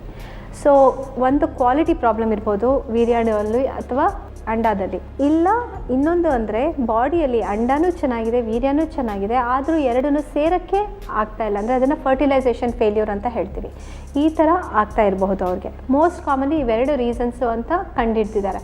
ಪ್ಲಸ್ ಎರಡು ಭ್ರೂಣ ಆದಮೇಲೂ ಇಂಪ್ಲಾಂಟೇಷನ್ ಅಂತ ಹೇಳ್ತೀವಿ. ಇಂಪ್ಲಾಂಟೇಷನ್ ಅಂದರೆ ಭ್ರೂಣ ಹೋಗಿ ಗರ್ಭಕೋಶಕ್ಕೆ ಅಂಟ್ಕೊಂಡು ಅಲ್ಲಿ ಬೆಳೆಯೋಕ್ಕೆ ಶುರು ಮಾಡಬೇಕು. ಆ ಇಂಪ್ಲಾಂಟೇಷನಲ್ಲಿ ಹಲವಾರು ಅಂದರೆ ಒಂದು 1000 ಫ್ಯಾಕ್ಟರ್ಸ್ನ ಕಂಡುಹಿಡ್ತಿದ್ದಾರೆ, 1000 ಫ್ಯಾಕ್ಟರ್ಸ್ನ. ಈ ಫ್ಯಾಕ್ಟರ್ಸ್ನಲ್ಲಿ ಯಾವುದು ಎಲ್ಲಿ ಏನು ಪ್ರಾಬ್ಲಮ್ ಆಗ್ತಾ ಇದೆ ಅನ್ನೋದನ್ನು ಟೆಸ್ಟ್ ಮಾಡೋಕ್ಕೆ ಇದುವರೆಗೂ ಯಾವುದನ್ನು ಖಂಡಿತವಾಗಿರುವಂಥ ಟೆಸ್ಟ್ಗಳು ಅವೈಲೇಬಲ್ ಇಲ್ಲ ಎಲ್ಲೂ ಪ್ರಪಂಚದಲ್ಲಿ. ಸೊ ಈ ಥರ ಕಂಡೀಷನಲ್ಲಿ ಅದಕ್ಕೆ IVF is the highest level of the treatment in infertility. ಅಂದರೆ IVFಗೆ ಮೇಲೆ ಇನ್ಯಾವುದು ಟ್ರೀಟ್ಮೆಂಟ್ ಇಲ್ಲ. ಬಟ್ IVFಲ್ಲೂ ಎಷ್ಟು ಮ್ಯಾಕ್ಸಿಮಮ್ ಸಕ್ಸಸ್ ರೇಟ್ 50% ಅಷ್ಟೇ ಕೊಡಲಿಕ್ಕೆ ಆಗ್ತಾ ಇರೋದು. ಯಾಕಂದರೆ ಇಂಪ್ಲಾಂಟೇಷನ್ ಯಾವುದರಿಂದ ಆಗ್ತಾ ಇಲ್ಲ ಅನ್ನೋದನ್ನು ಕಂಡುಹಿಡಿಯೋದು ತುಂಬ ಕಷ್ಟ. ಸೊ ಅನ್ಎಕ್ಸ್ಪ್ಲೇನ್ಡ್ ಇನ್ಫರ್ಟಿಲಿಟಿಯಲ್ಲಿ ಯೂಶ್ವಲಿ ನಾವೇನು ಮಾಡ್ತೀವಿ ಅಂದರೆ, ಈಗ ಕಪಲ್ ಮದುವೆ ಆಗಿ ಎಷ್ಟು ವರ್ಷ ಅಂತ ನೋಡ್ತೀವಿ. 3 ವರ್ಷಕ್ಕಿಂತಲೂ ಕಮ್ಮಿ ಇದ್ದರೆ ಅವರು ಸ್ವತಃ ಟ್ರೈ ಮಾಡೋದು, ಇಲ್ಲ ಟೈಮ್ ಇಂಟರ್ಕೋರ್ಸ್ ಅಂದರೆ ಔಷಧಿ ಮೆಡಿಸಿನ್ಸ್ ತೊಗೊಂಡು ಮೊಟ್ಟೆ ಕರೆಕ್ಟಾಗಿ ರಿಲೀಸ್ ಆದಾಗ ಗಂಡ ಹೆಂಡತಿ ಸೇರೋದು. ಟೈಮ್ ಇಂಟರ್ಕೋರ್ಸ್ ಟ್ರೀಟ್ಮೆಂಟು ಮತ್ತು ನ್ಯಾಚುರಲ್ ಟ್ರೀಟ್ಮೆಂಟಲ್ಲಿ ನ್ಯಾಚುರಲ್ಲಾಗಿ ಟ್ರೈ ಮಾಡೋದ್ರಲ್ಲಿ ಜಾಸ್ತಿ ವ್ಯತ್ಯಾಸ ಇರೋದಿಲ್ಲ. ಸೊ ಹೆಂಗಸರ ವಯಸ್ಸು 30ಕ್ಕಿಂತಲೂ ಕಮ್ಮಿ ಇದ್ದು ಮದುವೆ ಆಗಿ 3 ವರ್ಷಕ್ಕಿಂತಲೂ ಕಮ್ಮಿ ಇದ್ದರೆ, ಅಂದರೆ ಮಗುಗೆ ಟ್ರೈ ಮಾಡ್ತಾ ಇದ್ದಿದ್ದು ಡ್ಯೂರೇಷನ್ 3 ವರ್ಷಕ್ಕಿಂತಲೂ ಕಮ್ಮಿ ಇದ್ದರೆ ಅವರು ನ್ಯಾಚುರಲಾಗಿ ಇನ್ನೊಂದು 1 ವರ್ಷ ಬೇಕಾದರೆ ಟ್ರೈ ಮಾಡ್ಬೋದು, ಆಗೋ ಚಾನ್ಸಸ್ ಇದೆ. ಅಂದರೆ ಪರ್ ಮಂತ್ ಅರೌಂಡ್ 10 to 12% ಅಂತ ಹೇಳ್ತೀವಿ. ಒಂದು ವೇಳೆ ಡ್ಯೂರೇಷನ್ ಆಫ್ ಇನ್ಫರ್ಟಿಲಿಟಿ ಅಂದರೆ ಟ್ರೈ ಮಾಡ್ತಾ ಇದ್ದಿದ್ದು ಡ್ಯೂರೇಷನ್ 3 ವರ್ಷಕ್ಕಿಂತಲೂ ಜಾಸ್ತಿ ಇದ್ದು ಪ್ಲಸ್ ಹೆಂಗಸರದ್ದು ಏಜನ್ನು ಜಾಸ್ತಿ ಆಗ್ತಾಯಿದ್ರೆ ಆವಾಗ ನಾವು ಅಲರ್ಟ್ ಆಗಬೇಕು. ಯಾಕಂದರೆ ಹೆಂಗಸರಿಗೆ ವಯಸ್ಸಾಗ್ತಾ ಮೊಟ್ಟೆ ಕ್ವಾಲಿಟಿ ಕ್ಷೀಣಿಸ್ಕೊಳುತ್ತೆ. ಆ ಥರದ್ರಲ್ಲಿ ಅವ್ರಿಗೆ ಫಸ್ಟ್ ನಾವು ಕೊಡೋ ಆಪ್ಷನ್ನು IUI ಅಂತ ಹೇಳ್ತೀವಿ, ಇಂಟ್ರಾ ಯೂಟ್ರೈನ್ ಇನ್ಸೆಮಿನೇಷನ್. ಅಂದರೆ ಹೆಂಗಸರಿಗೆ ಮೊಟ್ಟೆ ಬರುವಂಥ ಔಷಧಿ ಇಂಜೆಕ್ಷನ್ಸ್ ಎಲ್ಲ ಕೊಟ್ಟು ಮೊಟ್ಟೆ ಉತ್ಪತ್ತಿ ಆಗೋ ಥರ ಕರೆಕ್ಟಾಗಿ ಮೊಟ್ಟೆ ಉತ್ಪತ್ತಿ ಆಗೋ ಟೈಮಲ್ಲಿ ಅದನ್ನು ರಪ್ಚರ್ ಮಾಡೋದಕ್ಕೆ ಇಂಜೆಕ್ಷನ್ ಕೊಟ್ಟು ಹಸ್ಬೆಂಡ್ ವೀರ್ಯಾಣುನ ನಾವು ಲ್ಯಾಬ್ರೇಟ್ರಿಯಲ್ಲಿ ಪ್ರೊಸೆಸ್ ಮಾಡಿ ಅದನ್ನು ಗರ್ಭಕೋಶದ ಒಳಗಡೆ ಇನ್ಸರ್ಟ್ ಮಾಡ್ತೀವಿ. ಇದನ್ನು IUI ಅಂತ ಹೇಳ್ತೀವಿ. ಇದನ್ನು 3 ರಿಂದ 4 ಸತಿ ಮಾಡ್ಬೋದು. ಅದಕ್ಕಿಂತಲೂ ಜಾಸ್ತಿ ಸತಿ ಮಾಡೋದ್ರಲ್ಲಿ ಈ ಟ್ರೀಟ್ಮೆಂಟಲ್ಲಿ ಸಕ್ಸಸ್ ರೇಟ್ಸ್ ತುಂಬ ಕಮ್ಮಿ ಕಂಡು ಬರುತ್ತೆ. ಸೊ ಆ ಥರದವ್ರಿಗೆ next step of treatment IVF ಅಂತ ಹೇಳ್ತೀವಿ, that is in vitro fertilisation. Doctor, ಇವಾಗ ಇನ್ನೊಂದು ಪ್ರಮುಖವಾಗಿರುವಂಥ ಒಂದು ವಿಚಾರ ಅಂತ ಹೇಳಿದ್ರೆ, ಇವಾಗ ರಿಪೀಟೆಡ್ ಆಗಿ ಪ್ರೆಗ್ನೆನ್ಸಿ ಲಾಸಸ್ ಅಂತ ಹೇಳುವಂಥದ್ದು ಬರುವಂಥ ಒಂದು ವಿಚಾರದಲ್ಲಿ ಅದನ್ನು ಇವಾಗ ಇನ್ಫರ್ಟಿಲಿಟಿಗೆ ಅಂತ ಹೇಳುವಂಥ ಒಂದು ಬ್ರಾಕೆಟ್ಗೆ ಹಾಕ್ತೀರಾ ಅಥವಾ ಇದು ಸಪ್ರೇಟ್ ತೊಂದರೆನೇ ಅಂತ ಹೇಳಿ ಕನ್ಸಿಡರ್ ಮಾಡ್ತೀರಾ ಡಾಕ್ಟ್ರೆ? Ultimately couples want a baby. So ಹಾಗಾಗಿ recurrent pregnancy loss also could be evaluated in the same manner, because ಸುಮಾರು ಕಾಮನ್ ಫ್ಯಾಕ್ಟರ್ಸ್ ಇರುತ್ತೆ ಎರಡಕ್ಕೂ. ಅಫ್ಕೋರ್ಸ್ ಪ್ರೆಗ್ನೆನ್ಸಿ ಆಗ್ತಾ ಇದೆ, ಆಮೇಲೆ ಅದು ಮುಂದುವರಿತಾ ಇಲ್ಲ, ಯಾವುದೋ ಕಾರಣಕ್ಕೆ ನಿಂತು ಹೋಗ್ತಾ ಇದೆ ಅನ್ನೋದಕ್ಕೆ there are again quite a few things that we have to evaluate. So ಹಾಗಾಗಿ ಅದಕ್ಕೆ ಇವಾಗ some of them are common. For example hormonal factors, thyroid ಆಗಲಿ, ಡಯಾಬಿಟೀಸ್ ಆಗಲಿ, those hormonal factors are there in common. Obesity is also one of the common factors for recurrent pregnancy loss. But there are other things which have to be evaluated beyond infertility evaluation. Chromosomal abnormalities, for example. ತಾಯಿ ತಂದೆಯಲ್ಲಿ ಕೆಲವು chromosomal abnormalities ಇರಬಹುದು, ಅಥವಾ ಬರೀ ಆ ಭ್ರೂಣದಲ್ಲಿ abnormality ಇರಬಹುದು. So ಅದು fuse ಆಗ್ತಾ ಇರುವಾಗ ಯಾವುದಾದ್ರೂ ಕ್ರೋಮೋಸೋಮ್ ಜಾಸ್ತಿ ಇದ್ದು ಅಥವಾ ಕಮ್ಮಿ ಇದ್ದು ಆ ಥರ ಇದ್ದಾಗ್ಲೂ there may be a problem with the pregnancy going forward. So I wouldn't say it is completely infertility related, but there may be some factors which are common. Also implantation anta Dr. Phani ಹೇಳಿದ್ರು, implantation problems wherein the fertilized egg ಬಂದು ಗರ್ಭಕೋಶದ ಒಳಗೆ ಅಂಟ್ಕೋಬೇಕು. ಆ ಅಂಟ್ಕೊಂಡಿರೋ mechanism ಅಥವಾ ಪ್ಲೆಸೆಂಟೇಷನ್ ಸರಿಯಾಗಿ ಇಲ್ಲದೆ ಇರುವಾಗ, improper ಪ್ಲೆಸೆಂಟೇಷನ್ ಇದ್ದಾಗ್ಲೂ miscarriages repeated ಆಗಿ ಆಗಬಹುದು. But I wouldn't say it stops there. There are several other things that have to be evaluated also. For example, immunological factors. Also some infections and some uterine factors. Uterine factors ಅಂದರೆ ಗರ್ಭಕೋಶದ ಒಳಗೆ ಸೇರ್ಕೋಬೇಕಾಗಿರುವಾಗ ಮಧ್ಯದಲ್ಲಿ ಏನಾದರೂ septum ಅಂದರೆ ಗರ್ಭಕೋಶ ಮಾಮೂಲಿ ಚೀಲ ಥರ ಇರಬೇಕು, ಅಥವಾ ಮಧ್ಯದಲ್ಲಿ ಎಕ್ಸ್ಟ್ರಾ ಟಿಶ್ಯೂ ಬೆಳೀತಾ ಇದೆ, ಒಂದು ಸೆಪ್ಟಮ್ ಥರ ಬೆಳೀತಾ ಇದೆ, ನಾಲಿಗೆ ಥರ ಬೆಳೀತಾ ಇದೆ ಅಂದರೆ ಅದಕ್ಕೆ ಏನು ಮಾಡಬೇಕು ಅನ್ನೋದು ನೋಡಬೇಕಾಗತ್ತೆ. ಸೊ ಯುಟ್ರೈನ್ ಫ್ಯಾಕ್ಟರ್ ಆಲ್ಸೋ ಸೇರ್ಕೊಳ್ಳುತ್ತೆ ರೆಕರೆಂಟ್ ಪ್ರೆಗ್ನೆನ್ಸಿ ಲಾಸಲ್ಲಿ. ಹಾಗಾಗಿ there are some common factors, but there are some extra evaluations also which need to be done for recurrent pregnancy loss. But ಅದೇ ರೀತಿಯಲ್ಲಿ ಡಾಕ್ಟರ್, ಇವಾಗ ಒಂದು ಟ್ರೀಟ್ಮೆಂಟ್ ಅಂತ ಹೇಳಿ ನೀವು ಶುರು ಮಾಡಬೇಕಿದ್ದಾಗ ಯಾರಿಗೆ IUI ಅಥವಾ ಯಾರಿಗೆ IVF, ಯಾವ ಕಾರಣದಿಂದ ಇವಾಗ ಈ ರೀತಿಯಾದಂಥ ಟ್ರೀಟ್ಮೆಂಟ್ ಕೊಡಬೇಕಾಗತ್ತೆ, ಯಾವ ಆಧಾರದ ಮೇಲೆ ಇವಾಗ ಡಿಸಿಷನ್ ಅಂತ ಹೇಳಿ ತಗೊಳ್ಳುವಂಥದ್ದು, ಅದು ನಿಮಗೆ ಖಡಾಖಂಡಿತವಾಗಿ ಗೊತ್ತಿರುತ್ತಾ ಅಥವಾ ಸ್ವಲ್ಪ ಮಟ್ಟಿಗೆ ಇವಾಗ ಟ್ರಯಲ್ ಅಂತ ಹೇಳುವಂಥದ್ದು ಏನಾದರೂ ಇರ್ಬೋದಾ ಡಾಕ್ಟ್ರೆ? ಖಡಾಖಂಡಿತವಾಗಿ ಗೊತ್ತಾಗಿರುವಂಥ ಕೇಸಸ್ಸೂ ಇರುತ್ತೆ. ಸ್ವಲ್ಪ ಕೆಲವೊಂದು ಫ್ಯಾಕ್ಟರ್ಸಲ್ಲಿ ಇದೂ ವರ್ಕ್ ಆಗ್ಬೋದು, ಅದೂ ವರ್ಕ್ ಆಗ್ಬೋದು ಅಂತ ಆ ಥರ ಕೇಸಸ್ಸೂ ಇರುತ್ತೆ. ಖಂಡಿತವಾಗಿ ಯಾವಾಗ ಹೇಳ್ಬೋದು ಡಾಕ್ಟ್ರೆ ಅಂತ ನೀವು ಕೇಳಿದಾಗ, ಒಂದು ವೇಳೆ ಹೆಂಗಸಿಗೆ ಟ್ಯೂಬ್ ಚೆನ್ನಾಗಿಲ್ಲ, ಟ್ಯೂಬಲ್ಲಿ ಎರಡೂ ಕಡೆ ಬ್ಲಾಕ್ ಇದೆ ಅಂದರೆ ನಾವು ಟ್ಯೂಬ್ನ ಟೆಸ್ಟ್ ಮಾಡೋದು 2 ಇಂಪಾರ್ಟೆಂಟ್ ಟೆಸ್ಟಲ್ಲಿ ಗೊತ್ತಾಗುತ್ತೆ. ಒಂದು HSG ಅಂದರೆ ಹಿಸ್ಟ್ರೋಸ್ಯಾಲ್ಪಿಂಗೋಗ್ರಫಿ ಅಂತ ಹೇಳ್ತೀವಿ. ಅದರಲ್ಲಿ ನಾವು ಏನು ಮಾಡ್ತೀವಿ ಅಂದರೆ ಗರ್ಭಕೋಶದ ಬಾಯಿಂದ ಒಂದು ಡೈನ ಹಾಕಿಬಿಟ್ಟು ಆ ಡೈ 2 ಟ್ಯೂಬಿಂದ ಚೆಲ್ಲಿ ಹೊರಗಡೆ ಬರುತ್ತಾ ಇಲ್ವಾ ಅಂತ ಎಕ್ಸ್ರೇ ಮೂಲಕ ಕಂಡುಹಿಡಿತೀವಿ. ಈ ಟೆಸ್ಟಲ್ಲಿ ನಮಗೆ ಟ್ಯೂಬ್ ಓಪನ್ ಇದೆಯಾ ಇಲ್ವಾ ಅಂತ ಸಾಕಷ್ಟು ಮಟ್ಟಿಗೆ ಗೊತ್ತಾಗುತ್ತೆ. ಇನ್ನೊಂದು ಟೆಸ್ಟಲ್ಲೂ ಗೊತ್ತಾಗುತ್ತೆ, ಅದು ಡಯಾಗ್ನೋಸ್ಟಿಕ್ ಲ್ಯಾಪ್ರೋಸ್ಕೋಪಿ ಅಂತ ಹೇಳ್ತೀವಿ. ಅಂದರೆ ಲ್ಯಾಪ್ರೋಸ್ಕೋಪ್ ಅಂದರೆ ಒಂದು ಪೆನ್ ಥರ ಸ್ಟ್ರಕ್ಚರ್, ಆ ಪೆನ್ನಿಗೆ ನಮ್ಮ ಲೈಟ್ ಕ್ಯಾಮ್ರಾ ಎಲ್ಲ ಅಟ್ಯಾಚ್ ಆಗಿರುತ್ತೆ. ಅದನ್ನು ನಾವು ಗರ್ಭಕೋಶದ ಒಳಗಡೆ ಹಾಕಿ ಕೆಳಗಡೆಯಿಂದ ನಾವು ಡೈ ಹಾಕಿ ಅದು ಒಳಗಡೆ ಬರ್ತಾ ಇದೆಯಾ ಇಲ್ವಾ ಅಂತ ನಾವು ಇವಾಗ ಪೈಪಲ್ಲಿ ನೀರು ಬರ್ತಾ ಇದೆಯಾ ಇಲ್ವಾ ಅಂತ ಚೆಕ್ ಮಾಡೋ ಥರನೇ ಅದರಲ್ಲೂ ಚೆಕ್ ಮಾಡ್ತೀವಿ. ಆವಾಗ ಒಂದು ವೇಳೆ ಬಂದಾಗ ಆವಾಗ ನಮಗೆ ಗೊತ್ತಾಗುತ್ತೆ ಟ್ಯೂಬ್ ಚೆನ್ನಾಗಿದೆಯಾ ಇಲ್ವಾ ಅಂತ. ಕೆಲವೊಂದು ಹೆಂಗಸರಲ್ಲಿ ತುಂಬ ಕಾರಣಗಳಿಂದ, ಅಂದರೆ ಇಂಡಿಯಾಲಿ ಮೋಸ್ಟ್ ಕಾಮನ್ ಕಾಸು ಟ್ಯೂಬರ್ಕ್ಯುಲೋಸಿಸ್ ಅಂತ ಹೇಳ್ತೀವಿ. ಆಲ್ಮೋಸ್ಟ್ 50% ಜನತೆಯಲ್ಲಿ ಲೇಟೆಂಟ್ ಟ್ಯೂಬರ್ಕ್ಯುಲೋಸಿಸ್ ಅನ್ನೋದು ತುಂಬ ಕಾಮನ್ ಇಂಡಿಯಾಲಿ. ಅದೇ ಥರ ಜೆನೆಟಲ್ ಟ್ಯೂಬರ್ಕ್ಯುಲೋಸಿಸ್ ಅಂದರೆ ನಮ್ಮದು ಅಂಡಾಶಯ ಮತ್ತು ಗರ್ಭಕೋಶನ ಟ್ಯೂಬರ್ಕ್ಯುಲೋಸಿಸ್ TB ಕಾಯಿಲೆ ಎಫೆಕ್ಟ್ ಆಗಿರಬಹುದು. ಆ ಥರದವ್ರಿಗೆ 2 ಟ್ಯೂಬು ಬ್ಲಾಕ್ ಆಗಿಬಿಟ್ಟು ಅದರಲ್ಲಿ ನೀರು ತುಂಬಿಕೊಂಡಿರ್ಬೋದು, ಹೈಡ್ರೋಸ್ಯಾಲ್ಪಿಂಗ್ ಅಂತ ಹೇಳ್ತೀವಿ. ಈ ಥರ ಕಂಡೀಷನ್ಸಲ್ಲಿ ಟ್ಯೂಬು ವರ್ಕ್ ಆಗೋದಿಲ್ಲ. ಆ ಥರ ಪೇಷಂಟ್ಸಿಗೆ ನಾವು ಬೇರೆ ಇನ್ನೇನು ಹೇಳೋಕ್ಕಾಗೋದಿಲ್ಲ, IVF ತಪ್ಪ. ಯಾಕಂದರೆ ಫಸ್ಟು ನಮಗೆ ಭ್ರೂಣ ಫಾರ್ಮೇಷನ್ ಆಗೋದೇ ಫೆಲೋಪಿಯನ್ ಟ್ಯೂಬಲ್ಲಿ. ಟ್ಯೂಬೇ ವರ್ಕ್ ಆಗ್ತಾಯಿಲ್ಲ ಅಂದರೆ ವೀರ್ಯಾಣು ಮತ್ತು ಅಂಡ ಸೇರೋದಕ್ಕೆ ಆಗೋದಿಲ್ಲ ಬಾಡಿಯಲ್ಲಿ. ಈ ಥರ ಕಂಡೀಷನಲ್ಲಿ ನಾವು IVF ಟ್ರೀಟ್ಮೆಂಟ್ ಅಂತ ಒಂದೇ ಸತಿ ಹೇಳ್ಬೋದು. ಅದರಲ್ಲಿ ನಾವೇನು ಮಾಡ್ತೀವಿ, ಅಂಡಾಶಯದ ಹೊರಗೆ ಅಂಡನ ತೆಗೆದು ವೀರ್ಯನ ಅಂಡನ ಲ್ಯಾಬ್ರೇಟ್ರಿಯಲ್ಲಿ ಫ್ಯೂಸ್ ಮಾಡ್ತೀವಿ.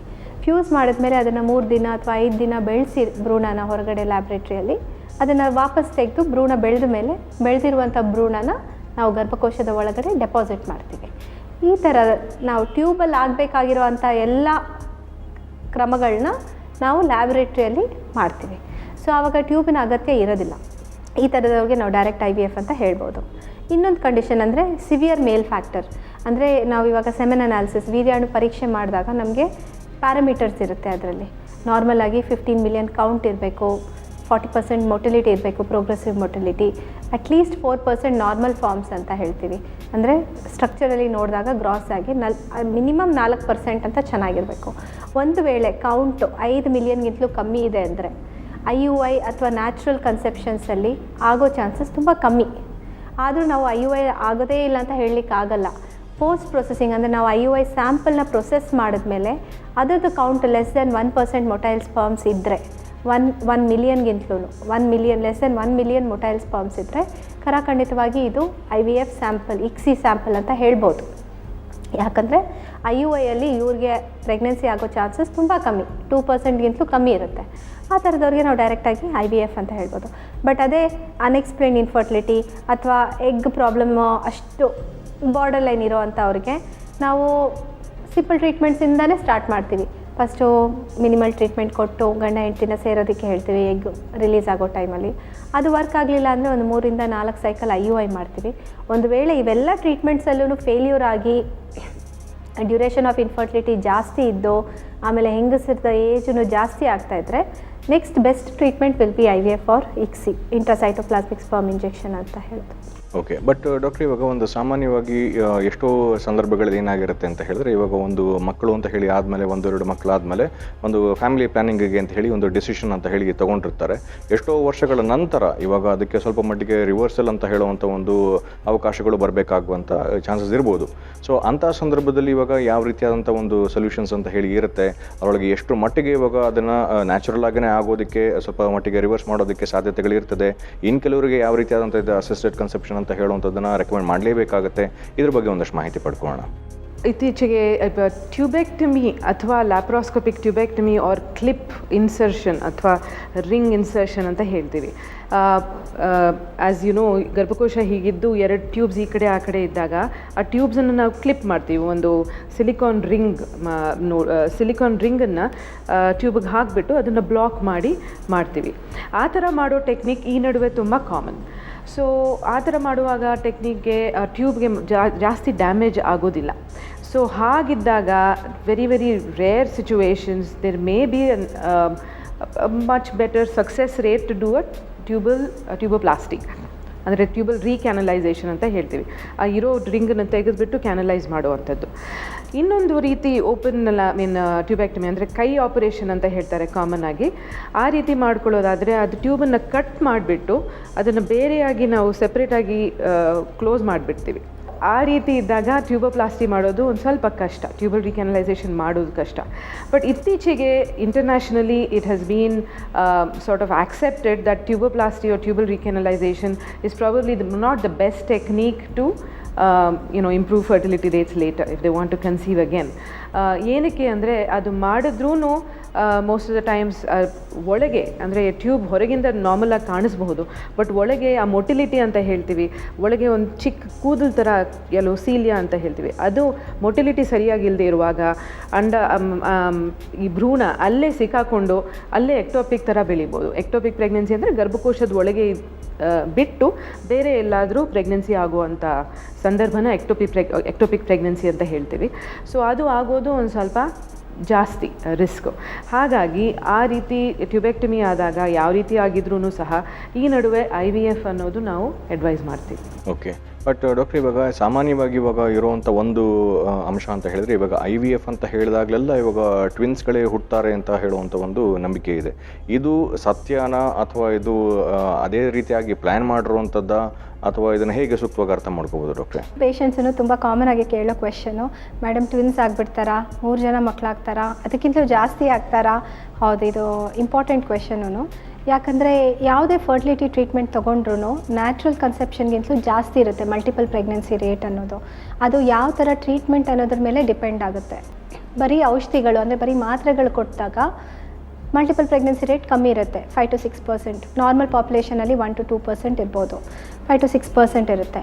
ಅದೇ ಇಂಜೆಕ್ಷನ್ಸ್ ಮೂಲಕ ಜಾಸ್ತಿ ಮೊಟ್ಟೆ ಬರೋ ಥರ ನಾವು ಇಂಜೆಕ್ಷನ್ಸ್ ಕೊಟ್ಟಾಗ multiple pregnancy rate will be ರಫ್ಲಿ ಅಬೌಟ್ 8 to 10%.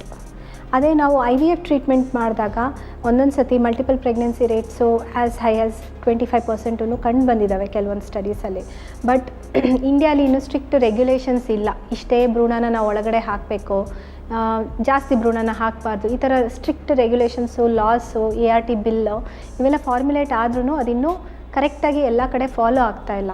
ಸೊ ನಾವು ಜಾಸ್ತಿ ಸಕ್ಸಸ್ ರೇಟ್ ಬೇಕು ಅಂತ ಸಾಕಷ್ಟು ಸೆಂಟರ್ಗಳಲ್ಲಿ ಜಾಸ್ತಿ ಭ್ರೂಣಗಳು ಹಾಕಿರೋ ಸಂದರ್ಭಗಳು ಇದ್ದಾವೆ. ಆಗ 3, 4 ಈ ಥರ ಆಗಿರೋ ಪ್ರೆಗ್ನೆನ್ಸೀಸನ್ನು ನೋಡಿದ್ದೀವಿ. ಬಟ್ ನಾವು ಏಜ್ ಮೇಲೆ ಆ್ಯಂಡ್ ಕಾಸ್ ಆಫ್ ಇನ್ಫರ್ಟಿಲಿಟಿ ಅಂದರೆ ಯಾವ ರೀತಿ ಯಾವುದರದಿಂದ ನಮಗೆ ಪ್ರಾಬ್ಲಮ್ ಆಗಿದೆ, ಯಾಕೆ ಮಕ್ಕಳಾಗ್ತಾ ಇಲ್ಲ, ಮತ್ತು ತಾಯಿಯ ವಯಸ್ಸು ಅಂದರೆ ಹೆಂಗಸಿನ ವಯಸ್ಸು ಎಷ್ಟು ಅಂತ ನೋಡಿಕೊಂಡು ನಾವು ಎಷ್ಟು ಭ್ರೂಣನ ಒಳಗಡೆ ಹಾಕಬೇಕು, ಮತ್ತು ಭ್ರೂಣದ ಕ್ವಾಲಿಟಿ, ಇವು 3ನ್ನ ನೋಡಿಕೊಂಡು ನಾವು ಎಷ್ಟು ಭ್ರೂಣನ ಒಳಗಡೆ ಹಾಕಬೇಕು ಅನ್ನೋದನ್ನು ಡಿಸೈಡ್ ಮಾಡ್ತೀವಿ. ಯೂಶ್ವಲಿ ನಾವು 1 ಅಥವಾ 2 ಭ್ರೂಣನೇ ಹಾಕೋದು ಒಂದು ಸತಿಗೆ.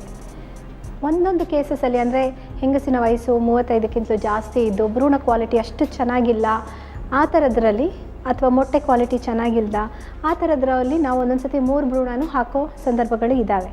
ಆ ಥರ ಹಾಕಿದಾಗ ಒಂದೊಂದು ಸತಿ ಅದು ಲಕ್ ಫ್ಯಾಕ್ಟ್ರ್ ಅಂತ ಹೇಳ್ಬೋದು. ಒಂದೇ ಅಂಟ್ಕೊಳುತ್ತಾ, 2 ಅಂಟ್ಕೊಳುತ್ತಾ, 3 ಅಂಟ್ಕೊಳುತ್ತಾ ಅನ್ನೋದು ನಮಗೆ ಆಗೋ ತನಕನೂ ನಾವು ಎಕ್ಸ್ಪೆಕ್ಟ್ ಮಾಡೋದಕ್ಕಾಗೋದಿಲ್ಲ.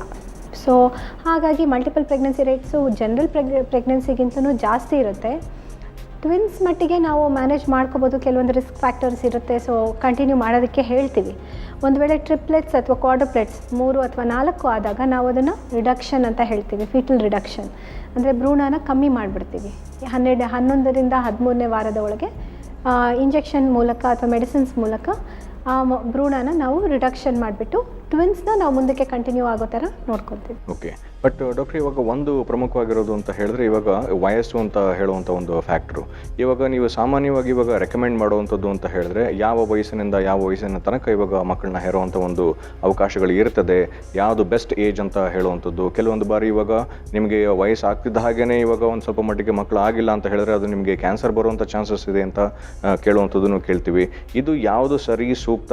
ಇದು ನಿಮ್ಮ ಮೆಡಿಕಲ್ ಕಂಡೀಷನ್ಗೆ ಆಧಾರವಾಗಿ ಇವಾಗ ಮಕ್ಕಳು ಅಂತ ಹೇಳಿ ಪ್ಲ್ಯಾನ್ ಮಾಡಬೇಕಾಗ್ತದಾ, ವೈಯಕ್ತಿಕವಾಗಿರುವಂಥ ಒಂದು ಆಸೆಗಳಿಗೋಸ್ಕರ ಇವಾಗ ಪ್ಲ್ಯಾನ್ ಮಾಡಬೇಕಾಗ್ತದ, ಮೆಡಿಕಲ್ ಕಂಡೀಷನ್ಸ್ಗೆ ಅಂತ ಹೇಳುವಂಥದ್ದು ಸಾಕಷ್ಟು ಮಟ್ಟಿಗೆ ಗೊಂದಲ ಅಂತ ಹೇಳಿ ಇರ್ತದೆ.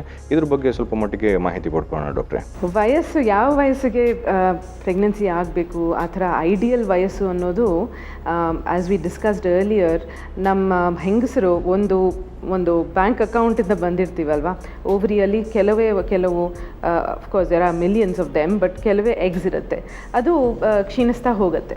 So basically when somebody reaches the age of 35, the ovarian reserve decreases quite a lot. So ಹಾಗಾಗಿ ನಾವು ಇವಾಗ ಪೇಷಂಟ್ ನೋಡಿದಾಗ do you think it's the right age for me to conceive ಅನ್ನೋದು ತುಂಬ ಕಾಮನ್ ಪ್ರಶ್ನೆ. ಸೊ ಅದನ್ನು ನಾವು ಯಾವ ರೀತಿ ಆಧಾರ ಪಡ್ತೀವಿ ಅಂದರೆ ಅದ್ರ ಮೇಲೆ V ask them about what their priorities are, what is the age, also the family risk factors, and also, to be honest, whether they have any medical conditions because of which they may or may not conceive at a later age. So ಇವಾಗ ಈ ನಡುವೆ ಇತ್ತೀಚೆಗೆ infertility ಅಥವಾ ಸಬ್ಫರ್ಟಿಲಿಟಿ ತುಂಬ ಕಾಣಿಸ್ಕೊಡ್ತಾ ಇದೆ because of various factors. I mean, whether it is stress related or whether it is the ovarian reserve itself is coming down quite drastically. Premature ovarian failure anta ಹೇಳ್ತೀವಿ. ಆ ರೀತಿ ಅಂದರೆ ಯಾರಿಗಾದರೂ ಅರೌಂಡ್ 40 years ಅವ್ರಿಗೆ ovaries completely work ಮಾಡೋದು ನಿಲ್ಲಿಸ್ಬಿಟ್ರೆ ಅದಕ್ಕೆ premature ovarian failure ಅಂತ ಹೇಳ್ತೀವಿ. ಸೊ ಹಾಗಿದ್ದಾಗ ನಾವು we test those hormones, AMH ಎಲ್ಲ ನೋಡಿಬಿಟ್ಟು ಅದ್ರ ಪ್ರಕಾರ ನಾವು ಬೇಸ್ ಮಾಡೋದು ಉಂಟು. But in general anybody who is beyond 21 to up to about 35 would be the ideal age to have children. Nowadays I would say probably less than 32 would be ideal. What do you think? Yes. Yeah. So those are some things that we depend our counseling upon. The other thing is that it is important to consider whether they have any other risk factors such as medical risk factors. For example, diabetes, thyroid, ಇಂಥದ್ದೆಲ್ಲ pre existing conditions ಇದ್ದಾಗ, ಅಥವಾ ಅವ್ರಿಗೆ ಏನಾದರೂ severe condition, heart problem ಆಗಲಿ ಅಥವಾ kidney problem ಆಗಲಿ, ಏನಾದರೂ pre existing ಆಗಿ ಮೆಡಿಕಲ್ ಪ್ರಾಬ್ಲಮ್ಸ್ ಇದ್ದಾಗ, ಅಥವಾ anybody who suffering from cancer for example. So cancer diagnose ಆದಮೇಲಿಂದ ಅವ್ರಿಗೆ ಕೀಮೊಥೆರಪಿ ಬೇಕಾಗಬಹುದು ಅಥವಾ ರೇಡಿಯೋಥೆರಪಿ ಬೇಕಾಗ್ಬೋದು. ಆ ರೀತಿ ಇದ್ದಾಗ then definitely we have to prioritise the fact that their life is more important than bearing a child.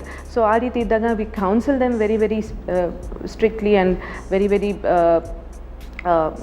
seriously about the importance of being able to retrieve the eggs and store it for a future fertility purpose. ಯಾಕಂದರೆ chemotherapy, radiotherapy ಕೊಟ್ಟ ಮೇಲಿಂದ ಓವರೀಸ್ನಿಂದ ಅದು eggs will ಇನ್ನೂ ಜಾಸ್ತಿ high ರೇಟಲ್ಲಿ ಕ್ಷೀಣಿಸ್ತಾ ಹೋಗುತ್ತೆ. So ಆ ರೀತಿ ಇದ್ದಾಗ we can freeze the eggs and use it for a future sort of childbearing purposes. So if it is something else, like for example breast cancer ಆಗಲಿ ಅಥವಾ ಬೇರೆ ಎಲ್ಲಾದರೂ ಸೈಟ್ ಇದ್ದರೂ ಕೂಡ ರೇಡಿಯೋಥೆರಪಿ ಆ್ಯಂಡ್ ಕೀಮೊಥೆರಪಿ ಮೂಲಕ ಅದು ಓವರಿ ಮೇಲೆ effect ಬೀಳಬಹುದು. So ಹಾಗಾಗಿ ಆ ರೀತಿ ಇದ್ದಾಗ್ಲೂ it is a very important thing to have a multidisciplinary meeting with the oncologist, the medical oncologist, surgical oncologist and the gynaecologist, the infertility specialist and the physicians involved with that particular organ system, so that a proper plan can be made in terms of this lady's immediate treatment as well as the long-term childbearing purposes. Doctor, ಇವಾಗ ಇರುವಂಥ ಒಂದು ಪ್ರಶ್ನೆ ಅಂತ ಹೇಳಿದ್ರೆ, ಇವಾಗ ಅನೇಕ ಸಂದರ್ಭಗಳಲ್ಲಿ ಎಷ್ಟು ಬೇಗ ಇವಾಗ ಮಕ್ಕಳನ್ನ ಮಾಡ್ಕೊಳ್ಳುವಂಥ ಒಂದು ಸಾಧ್ಯತೆಗಳು ಇರ್ತದೋ ಅಷ್ಟು ಇವಾಗ ಮುಂದೆ ಬರುವಂಥ ಒಂದು ಕ್ಯಾನ್ಸರ್ನ ತಡೆಗಟ್ಟಬಹುದು ಅಂತ ಹೇಳುವಂಥ ಒಂದು ವಿಚಾರ ಇರ್ತದೆ. ಇದು ಆ್ಯಕ್ಚುಲ್ ಆಗಿ ನಿಜಾನ ಅಥವಾ ಇದನ್ನು ಯಾವ ರೀತಿಯಲ್ಲಿ ಅದನ್ನು ಸೂಕ್ತವಾಗಿ ಅರ್ಥ ಮಾಡ್ಕೋಬೋದು? ಅದ್ರ ಬಗ್ಗೆ ಒಂದಷ್ಟು ಮಾಹಿತಿ ಪಡ್ಕೊಳ್ಳೋಣ. ಇವಾಗ ಪಾಲಿಸಿಸ್ಟಿಕ್ ಒವೇರಿಯನ್ ಸಿಂಡ್ರೋಮ್ ಅಂತ ಒಂದು ಕಂಡೀಷನ್ ಬಗ್ಗೆ ಮಾತಾಡಿದ್ವಿ ಮುಂಚೆ. Polycystic ovarian syndrome is where the egg is not being released regularly from the ovary. So ಹಾಗಾಗಿ ಈ ಥರ ಆದಾಗ there is slightly higher risk of what happens is the estrogen ಅನ್ನೋ ಹಾರ್ಮೋನಿಂದ endometrial lining build-up ಆಗ್ತಾ ಹೋಗುತ್ತೆ because it's not getting regularly shed. So ಈ ರೀತಿ ಇದ್ದಾಗ there is certainly a higher risk of developing endometrial cancer. Endometrial cancer ಅಂದರೆ ಗರ್ಭಕೋಶದ ಒಳಗೆ ಇರೋ lining ಸಂಬಂಧಪಟ್ಟಿರೋ cancer. So ಆ ರೀತಿ ಇದ್ದಾಗ ಅಬ್ನಾರ್ಮಲ್ ಬ್ಲೀಡಿಂಗ್ ಆಗ್ಬೋದು ಅಥವಾ ಹೆವಿ ಬ್ಲೀಡಿಂಗ್ ಆಗ್ಬೋದು, ಇರ್ರೆಗ್ಯುಲಾರಿಟಿ, ಅನ್ಪ್ರಿಡಿಕ್ಟಬಲ್ ಬ್ಲೀಡಿಂಗ್ ಇದ್ದಾಗ then we tend to investigate for endometrial cancer. The other thing is that ಇವಾಗ there are certain situations where ovarian CA, ovarian CA ಅಂದರೆ ಓವರೀಸಿಂದ ಬರುವಂಥ cancer. This also seems to be on the rise, and nowadays there is this new theory which says that tube ಇಂದನೇ origin ಬರ್ತಾ ಇದೆ ಅಂತ ಹೇಳಿ. ಇವಾಗ fallopian tube ಇಂದನೇ ovarian cancer ಬರೋ ಸೋರ್ಸ್ ಕಂಡು ಹಿಡಿದಿದ್ದಾರೆ. ಸೊ ಹಾಗಾಗಿ ಇವಾಗ ಈ ನಡುವೆ whenever we do hysterectomy for any other purposes, we may even have to remove the tube in order to prevent a future ovarian cancer. The repeated ovulation induction ಇಂದ ಅಂದರೆ ಓವರೀಸ್ಗೆ ನಾವು ಔಷಧಿ ಕೊಟ್ಟು ಎಗ್ ರಿಲೀಸ್ ಮಾಡೋ ಥರ ಮಾಡ್ತಾ ಇರುವಾಗ ಒವೇರಿಯನ್ ಕ್ಯಾನ್ಸರ್ ಬರ್ಬೋದು ಅನ್ನೋದು ಒಂದು ಭಯ ಇರುತ್ತೆ. But I don't think there is any recent evidence to say that is truly connected or associated directly to repeated ovulation induction. Okay, but ಅದೇ ರೀತಿಯಲ್ಲಿ ಇವಾಗ ಈ IVF ಮೂಲಕ ಅಥವಾ ಯಾವುದೇ ರೀತಿಯಾದಂಥ ಒಂದು ಆರ್ಟಿಫಿಷಿಯಲ್ ಸಪೋರ್ಟಿಂದ ಇವಾಗ ಪ್ರೆಗ್ನೆನ್ಸಿ ಅಂತ ಹೇಳಿ ಆದಮೇಲೆ ಅದಕ್ಕೆ ಇವಾಗ ಡೆಲಿವರಿ ಅಂತ ಹೇಳುವಂಥದ್ದು 100% ಸಿಸೇರಿಯನ್ ಸೆಕ್ಷನಲ್ಲೇ ಆಗುತ್ತೆ ಅಂತ ಹೇಳುವಂಥದ್ದು ಕೇಳಿ ಬರ್ತಾ ಇರ್ತೀವಿ. ಇದು ಇವಾಗ ಅದನ್ನು ಎಷ್ಟು ಮಟ್ಟಿಗೆ ನಿಜ ಅಥವಾ ಎಲ್ಲರಿಗೂ ಅನ್ವಯ ಆಗುವಂಥದ್ದು ಅಥವಾ ನಾರ್ಮಲ್ ಆಗುವಂಥ ಒಂದು ಚಾನ್ಸಸ್ ಇರ್ತದ? ಇದ್ರ ಬಗ್ಗೆ ಒಂದಷ್ಟು ಮಾಹಿತಿ ಪಡ್ಕೊಳ್ಳೋಣ. ಇದು ಎಲ್ಲರಿಗೂ ಇರುವಂಥ ಕಾಮನ್ ಭಯ.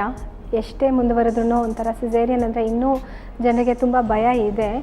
ಅದು IVF ಇಂದ ಒಂದು ಸತಿ ಪ್ರೆಗ್ನೆನ್ಸಿ ಆದರೆ ಅದು ಬೇರೆ ಪ್ರೆಗ್ನೆನ್ಸಿಗಿಂತಲೂ ಡಿಫ್ರೆಂಟಾ ಮೇಡಮ್, ಅಥವಾ ಮನೆಯಲ್ಲಿ ತುಂಬ ಬೆಡ್ ರೆಸ್ಟಲ್ಲಿ ಇರಬೇಕಾ, ಏನು ಭಾರ ಎತ್ತಬಾರ್ದಾ, ಏನು ಎಲ್ಲೂ ಹೋಗಬಾರ್ದು, ಈ ಥರದ್ದೆಲ್ಲ ಕೆಲವೊಂದು ಐಡಿಯಾಸ್ ಪೇಷಂಟ್ಸ್ ಮೈಂಡಲ್ಲಿ ತುಂಬ ಸ್ಟ್ರಾಂಗ್ ಆಗಿ ಬಿಲ್ಡ್ ಆಗಿಬಿಟ್ಟಿದ್ದಾವೆ ಲಾಸ್ಟ್ ಕಪಲ್ ಆಫ್ ಇಯರ್ಸಿಂದ. ನಾವು ಎಷ್ಟೇ ಹೇಳಿದ್ರು ಇಲ್ಲಮ್ಮ ನೀವು ನಾರ್ಮಲ್ಲು, ನಿಮ್ಮ ಪ್ರೆಗ್ನೆನ್ಸಿಸು ನಾರ್ಮಲ್ಲು, ನಿಮ್ಮ ಮಕ್ಕಳು ಹುಟ್ಟೋ ಮಕ್ಕಳು ಬೇರೆ ಮಕ್ಕಳ ಥರನೇ ನಾರ್ಮಲ್ ಬೇಬೀಸು ಅಂತ ಹೇಳಿದ ಮೇಲೂ ಅವರಿಗೆ ಆ ಭಯ ಇದ್ದೇ ಇರುತ್ತೆ. ಅದು ಯಾಕೆ ಅಂದರೆ ಅಷ್ಟು ವರ್ಷಗಳಿಂದ ಮಕ್ಕಳಿಲ್ಲ, ಈಗ ಸಡನ್ನಾಗಿ ಪ್ರೆಗ್ನೆನ್ಸಿ ಆದಮೇಲೆ ಅದು ಈ ಥರ ಏನೋ ಲ್ಯಾಬ್ರೇಟ್ರಿಯಲ್ಲಿ ತಯಾರು ಮಾಡಿರೋವಂಥ ಮಗು ಹೇಗಿರುತ್ತೋ, ಅದು ಚೆನ್ನಾಗಿರುತ್ತಾ ಹೊಟ್ಟೆಯಲ್ಲಿ ಅಂತ ಭಯಗಳು ತುಂಬ ಅವರಲ್ಲಿ ಪ್ಲಸ್ ಅವ್ರ ಫ್ಯಾಮಿಲಿ ಮೆಂಬರ್ಸಲ್ಲಿ ತುಂಬ ಕಂಡು ಬರುತ್ತೆ. ಸೊ ನಾನು ಈ ಮೂಲಕ ಏನು ಹೇಳೋದು ಅಂದರೆ IVF ಅನ್ನೋದು ಒಂದು ಸೈನ್ಸ್.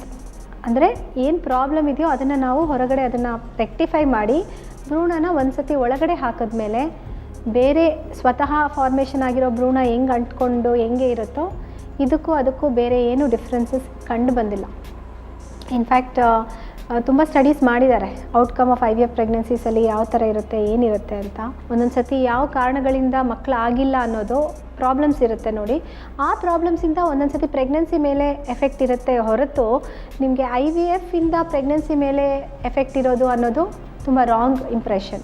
ಸೊ ಮೊದಲೇ ಪೇಷಂಟ್ಸ್ಗೆ ಒಂದೊಂದು ಸತಿ ಶುಗರ್ ಇರುತ್ತೆ, ಒಂದೊಂದು ಸತಿ ಹೈಪರ್ ಟೆನ್ಷನ್ ಇರುತ್ತೆ, ಥೈರಾಯ್ಡ್ ಪ್ರಾಬ್ಲಮ್ಸ್ ಇರುತ್ತೆ, ಆಮೇಲೆ ಆಪ್ಲಾ ಸಿಂಡ್ರೋಮ್ ಅಂತ ಹೇಳ್ತೀವಿ ಅದು ಇರಬಹುದು, ಇಮ್ಯುನಲಾಜಿಕಲ್ ಪ್ರಾಬ್ಲಮ್ಸ್ ಇರುತ್ತೆ ಕೆಲವೊಬ್ಬರಿಗೆ, ಆಮೇಲೆ ಪ್ರಿಮೆಚ್ಯೂರ್ ಓವೇರಿಯನ್ ಫೇಲ್ಯೂರ್ ಅಂತ ಇರುತ್ತೆ. ಅಂದರೆ ಅವ್ರಿಗೆ ಅಂಡಾಶಯ ನಿಂತೋಗಿರುತ್ತೆ, ಅವ್ರ ಬಾಡಿಯಲ್ಲಿ ಹಾರ್ಮೋನ್ಸ್ ಇರಲ್ಲ, ಸ್ವತಃ ಹಾರ್ಮೋನ್ಸ್ ಪ್ರೆಗ್ನೆನ್ಸಿನ ಸಪೋರ್ಟ್ ಮಾಡೋಕ್ಕೆ.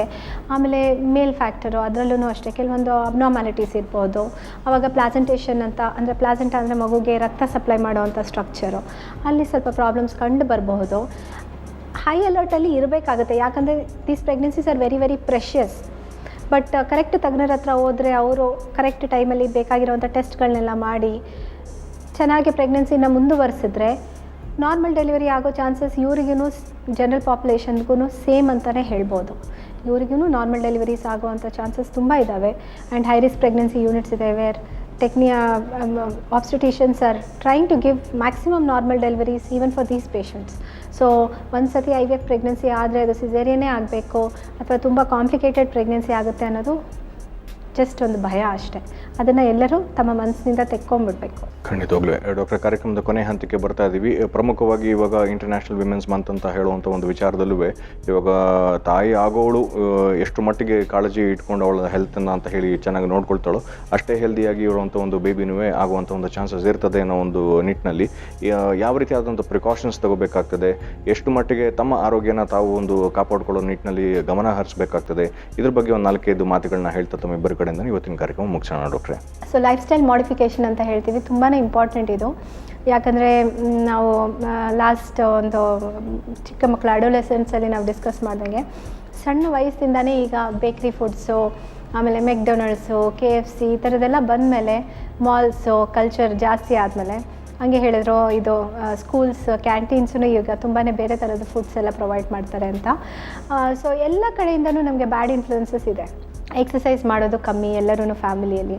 So most important thing is healthy diet, plenty of water and regular exercise. ಇವು 3 ಅಟ್ಲೀಸ್ಟ್ ಎಲ್ಲರೂ ಫಾಲೋ ಮಾಡಬೇಕು. ಆ್ಯಂಡ್ ವೆಯ್ಟ್ ಚೆಕ್ಕಲ್ಲಿ ಇಟ್ಕೋಬೇಕು. ಅಂದರೆ ಒಂದೇ ಸತಿ ನಾನು 10 kg ಜಾಸ್ತಿ ಆಗೋದೆ ಡಾಕ್ಟರ್ ಅಂತ ಹೇಳ್ತಾರೆ. ಯೂಶ್ವಲಿ ಆ ಥರ ಇರೋದಿಲ್ಲ. ಸ್ಲೋ ಆಗೇ ವೆಯ್ಟ್ ಗೇನ್ ಆಗುತ್ತೆ. ಅಂದರೆ ಪ್ರತಿ ತಿಂಗಳು ಗೊತ್ತಾಗ್ತಾ ಇರುತ್ತೆ ಐ ಆಮ್ ಗೇನಿಂಗ್ ವೆಯ್ಟ್ ಜಾಸ್ತಿ ಆಗ್ತಾ ಇದೆ ಅಂತ. ಸೊ ಇನಿಷಿಯಲ್ ಸ್ಟೇಜಸಲ್ಲೇ ನಾವು ಅದನ್ನು ಚೆಕ್ ಮಾಡಿಕೊಂಡು ಯಾತಕ್ಕೆ ಈಗ ಸಡನ್ನಾಗಿ ಬಾಡಿ ಚೇಂಜ್ ಆಗಿದೆ, ಏನು ಹೋಗಬೇಕಾ, ತಿಳ್ಕೊಬೇಕಾ, ಏನಾದರೂ ಟೆಸ್ಟ್ ಮಾಡಿಸ್ಬೇಕಾ, ಆ ಥರದ್ದು ಸ್ವಲ್ಪ ಎಲ್ಲರಲ್ಲೂ ಇರಬೇಕು. ಸೊ ಅರ್ಲಿ ಸ್ಟೇಜಲ್ಲಿ ನಾವು ಏನೇನೇ ಕಂಡು ಹಿಡಿದ್ರೆ ಅದನ್ನು ಕರೆಕ್ಷನ್ ಮಾಡೋದೂ ಈಸಿ. ಹಾಗಾಗಿ ವೆಯ್ಟ್ನೂ ಅಷ್ಟೇ ಚೆಕ್ಕಲ್ಲಿ ಇಟ್ಕೊಂಡು regular exercise, minimum 2 to 3 litres water, fluids ಎಲ್ಲ ತೊಗೊಂಡು normal healthy, avoid smoking, drug abuse, alcohol ಇದೆಲ್ಲ ತುಂಬ ಜಾಸ್ತಿ ಆಗ್ತಾಯಿದೆ ಈಗಿನ ಸೊಸೈಟಿಯಲ್ಲಿ. ಪ್ರತಿ ವಾರವೂ ಸ್ಮೋಕಿಂಗು, ಡ್ರಿಂಕಿಂಗ್ ಮಾಡೋವಂಥ ಹೆಂಗಸರು ಜಾಸ್ತಿ ಕಂಡು ಬರ್ತಾ ಇದ್ದಾರೆ ಈಗಿನ ಸೊಸೈಟಿಯಲ್ಲಿ. ಸೊ ಇವನ್ನೆಲ್ಲ ಕಮ್ಮಿ ಮಾಡ್ಕೋಬೇಕು. All this habits have to be cut down. And ಪ್ರೆಗ್ನೆನ್ಸಿಗೂ ಮುಂಚೆ ಇದನ್ನೆಲ್ಲ ಮಾಡಿಕೊಂಡು ಆಮೇಲೆ ರೆಗ್ಯುಲರಾಗಿ folic acid at least 3 months before you plan the pregnancy folic acid start ಮಾಡಿಕೊಂಡು ಡಾಕ್ಟ್ರ್ ಹೇಳಿದ ಥರ ಪ್ರೀ ಕನ್ಸೆಪ್ಷನಲ್ ಕೌನ್ಸಿಲಿಂಗ್ ಒಂದು ಸೆಷನ್ ಮಾಡಿಸ್ಕೊಂಡು ಬಾಡಿಯಲ್ಲೆಲ್ಲ ಕರೆಕ್ಟಾಗಿದೆಯಾ, ಏನಾದರೂ ಎಕ್ಸ್ಟ್ರಾ ಮೆಡಿಕೇಷನ್ಸ್ ತೊಗೋಬೇಕಾ ಅಥವಾ ಮೈಲ್ಡ್ ಕರೆಕ್ಷನ್ಸ್ ಏನಾದರೂ ಮಾಡ್ಕೋಬೇಕಾ ಅಂತ ಮಾಡ್ಕೊಂಡು ಆದಮೇಲೆ ಪ್ರೆಗ್ನೆನ್ಸಿ ಪ್ಲ್ಯಾನ್ ಮಾಡೋದ್ರಲ್ಲಿ ಜಾಸ್ತಿ ಬುದ್ಧಿವಂತನ ಇದೆ. ಸೊ ಹಾಗೆ ಮಾಡಿದಾಗ ನಮಗೆ ಒಳ್ಳೆ ಬೇಬೀಸೂ ಬರೋ ಚಾನ್ಸಸ್ ಜಾಸ್ತಿ ಇರುತ್ತೆ. ಓಕೆ, ನೀವೇನು ಹೇಳ್ಬೋದು ಡಾಕ್ಟ್ರೆ? ಗ್ರಾಸ್ ರೂಟ್ ಲೆವೆಲ್ ಅಂತ ಹೇಳ್ತೀವಲ್ವಾ, it is very important to start early. So ಎಳೆ ಮಕ್ಕಳಿದ್ದಾಗಲೇ ಆಲ್ ದ ಗುಡ್ ಇನ್ಫ್ಲೂಯೆನ್ಸಸ್ ಅವ್ರನ್ನಲ್ಲಿ ಕಲ್ಟಿವೇಟ್ ಮಾಡಿ ಅದನ್ನೇ ಅವ್ರು ಮುಂದುವರಿಯೋ ಥರ ಮಾಡೋದು ಪೇರೆಂಟ್ಸ್ ತುಂಬ ಇಂಪಾರ್ಟೆಂಟ್ ರೆಸ್ಪಾನ್ಸಿಬಿಲಿಟಿ. ಹಾಗೆ ಇವಾಗ college goers, I think it's very important for them, school goers and college goers, to have regular sort of health awareness programs which can help them understand it and reinforce it in their own minds. So ಈ programmes ನಾವು ಮಾತಾಡಿ ಬರೋದ್ರಲ್ಲಿ ಏನು ನಮಗೇನು ತೊಂದರೆ ಇಲ್ಲ, but ಅವ್ರು ಎಷ್ಟು ಮಟ್ಟಕ್ಕೆ ಅದನ್ನು ಅನ್ವಯಿಸ್ತಾರೋ ಅನ್ನೋದು it is important to follow up also in the future. ಹಾಗೆಯೇ ವಯಸ್ಸು ಮುಂದುವರಿತಾ after the reproductive age group, once the family has been complete, it is extremely important for women to look after their health in terms of all the deficiencies, nutritional deficiencies. ಈ ನಡುವೆ vitamin D deficiency ತುಂಬ recognise ಆಗ್ತಾ ಇದೆ. It's always been there, but ಇವಾಗ recognise ಆಗಿ ಅದಕ್ಕೆ ತಕ್ಕಾಗಿ treatment ಕೊಡಬಹುದು. ಆ ರೀತಿ ಅದನ್ನು ಅವರು ಚೆಕ್ ಮಾಡಿಸ್ಕೋಬೇಕಾಗತ್ತೆ. ಹಾಗೆ ಮೆನೋಪಾಸ್ ಆಗ್ತಾ ದಟ್ ಈಸ್ ಟುವರ್ಡ್ಸ್, ಯೂಶ್ವಲಿ ಇಂಡಿಯಾಲಿ average age of a menopause is anywhere between 46 to 48 years. So ಆ ಟೈಮ್ ಬಂದಾಗ ಪೆರಿಮೆನೋಪಾಸಲ್ ಏಜ್ ಗ್ರೂಪಲ್ಲಿ ಕೆಲವು ಪ್ರಾಬ್ಲಮ್ಸ್ ಆಗಬಹುದು ಮಹಿಳೆಯರಿಗೆ. ಸೊ ಆ ಪ್ರಾಬ್ಲಮ್ಸ್ನ ಅವರು ರೆಕಗ್ನೈಸ್ ಮಾಡಿಕೊಂಡು ಅದ್ರ ತಕ್ಕಾಗಿ ಏನು ಮಾಡಬೇಕು ಅನ್ನೋದು ತಜ್ಞರ ಹತ್ರ ಕೇಳಿಕೊಂಡು ಮಾಡೋದು, I think that would be prudent. ಖಂಡಿತವಾಗ್ಲೂ ಡಾಕ್ಟರ್, ಇವತ್ತಿನ ಕಾರ್ಯಕ್ರಮದಲ್ಲಿ ಭಾಗವಹಿಸಿ ಸಾಕಷ್ಟು ಮಾಹಿತಿನ ದೊರಕಿಸ್ಕೊಟ್ಟಿದ್ದ ನೀವಿಬ್ಬರೂ, ನಮ್ಮ ವೀಕ್ಷಕರ ಪರವಾಗಿ ತಮ್ಮಿಬ್ಬರಿಗೂ ಧನ್ಯವಾದಗಳು. ನಮಸ್ಕಾರ ವೀಕ್ಷಕರೇ, ಮತ್ತೆ ಮುಂದಿನ ಕಾರ್ಯಕ್ರಮದಲ್ಲಿ ಭೇಟಿಯಾಗೋಣ. ನಮಸ್ಕಾರ.